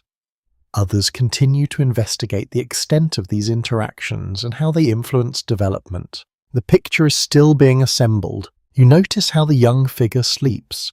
Now their body relaxed, their position close to others. Their earlier curiosity has settled into rest, but the patterns they observed remain with them. Learning carried forward. You look around the group once more, at the position, the quiet bonds, the shared space, and you realize that this small gathering holds the beginnings of something much larger. Community, not in the structured sense, but in the simple idea of people returning to one another, sharing space, sharing time, sharing experience. You take a slow breath, letting it settle naturally, because what you are witnessing is not yet civilization, not yet defined by structures or system, but it is moving in that direction, gradually, quietly. Through repeated actions and shared understanding, you notice how the fire dims further, its light fading into a soft glow that barely illuminates the ground. The night feels deeper now, more complete, as if preparing for the cycle to begin again. And within this stillness, you feel a sense of continuity, the past flowing into the present shaping the future. You let your gaze drift once more toward the horizon where the darkness holds the promise of movement yet to come, and you begin to understand something gentle, that the path toward civilization is not a sudden change. It is a gradual unfolding, built from countless small moments like this, moments of rest, of awareness, of quiet connection. You remain there for a while longer, letting the stillness settle fully around you. The group rests, the fire fades, the night holds everything in a calm, steady silence. And somewhere within that silence, the early steps towards something greater continue to form, carrying questions that we are still trying to answer. The night rests gently over everything, quiet and complete, as if the world itself has slowed to match the steady rhythm of your breathing. The fire has faded to a soft glow, barely more than a memory of light now, and the shapes around you have softened into calm outlines beneath the dark sky. You remain still, not because you need to, but because it feels natural. The group around you is at rest, their presence steady and quiet. Each person settled into the shared space that has carried them through the day and into the night. The air is cool but not uncomfortable, holding a gentle balance that asks for nothing more. You let your gaze drift upward. The stars stretch endlessly above, distant and silent, their light travelling across time to reach this moment. They do not move in ways you can easily see, and yet you know they are not still, just like everything else. And as you lie there, something begins to settle within your thoughts. A quiet reflection. Because you have walked through something much larger than a single day, you have moved through moments that shape the human experience in ways that are still not fully understood. You've seen awareness begin to deepen, curiosity take hold, connections form. You have watched tools being shaped not just by hands but by thought. You have sat beside fire as it changed not only the environment but the way people gathered, spoke and rested together. You have seen marks made in stone and soil, early hints of meaning that reach beyond survival. You have listened to sounds that began to form patterns, then language, then something closer to story. You have watched as people shared food, shared space, shared presence, building bonds that would carry forward across generations. You have witnessed quiet rituals, subtle gestures that suggest the beginning of belief. You have felt the rhythm of movement, of memory, of learning passed from one individual to another. And through all of this, one thing has remained clear. There is no single moment where everything changes, no sharp line where one stage ends and another begins. Instead, there is a gradual unfolding, a slow layering of experience, a continuous shaping of the mind, the body, and the connections between them. Even now, many of these changes are not fully explained. The growth of the human brain, the emergence of language, the depth of emotion, the need for meaning. These remain open questions, explored through evidence, through theory, through careful study that continues to evolve. You take a slow breath, feeling the cool air move gently through you. The night remains calm, the group remains still, And within this stillness, you begin to feel something else, a sense of continuity, because the distance between you and them is not as great as it might seem. The same patterns remain, the same questions, the same quiet moments of observation, of reflection, of wondering. You close your eyes gently, and in that soft darkness the images remain. Firelight flickering, hands shaping stone, voices rising and falling in early patterns, the faint outlines of markings on cave walls, the shared silence of a group resting beneath the stars. These moments do not fade. They settle, becoming part of something larger. You let your thoughts slow, your breathing steady. The world around you softens even further, the edges of sound and sensation blending into something calm and continuous. There is nothing you need to do, nothing you need to follow, only the quiet presence of this moment. You feel the ground beneath you, the gentle coolness of the air, the faint warmth that lingers where the fire once burned, and slowly everything becomes softer, quieter. The thoughts that once moved clearly now drift more slowly, like distant shapes passing through a calm sky. You rest within that stillness, letting it hold you, letting the day fade into memory, letting the question remain without needing answers. Because not everything needs to be understood all at once. Some things can remain open, unfinished, carried gently forward, and as the night deepens around you and the quiet settles fully into place, you begin to drift. Not away, but into a softer awareness, a space where everything continues slowly, quietly, without effort. The fire has gone still, the group rests, the stars remain above, and you are here, part of the same long story, one that continues to unfold, one that still holds mysteries we have yet to fully understand. You take one final slow breath and let it go. The night grows even quieter now. The sounds that once lingered fade gently into the distance, leaving behind a soft and steady silence. The air feels still, almost weightless, as if it is simply resting alongside you. You are no longer walking, no longer observing, just resting. The ground beneath you feels steady and calm, holding you without effort.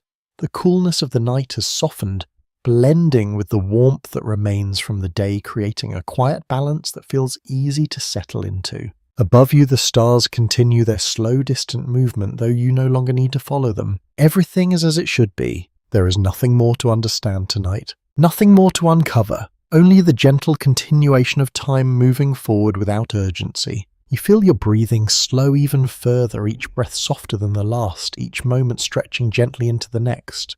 The images of the past drift lightly through your thoughts, not demanding attention, just present in the background like a distant memory. Firelight, stone, voices, silence. They come and go without effort, and gradually even those begin to fade. The world becomes quieter still, simpler, calmer. You are safe here, resting, drifting, letting everything settle exactly where it belongs. And as the night holds you in its quiet stillness, you gently let go of the day, the thoughts, the question. There is only this moment now, soft, still, endless in its calm, sweet dreams.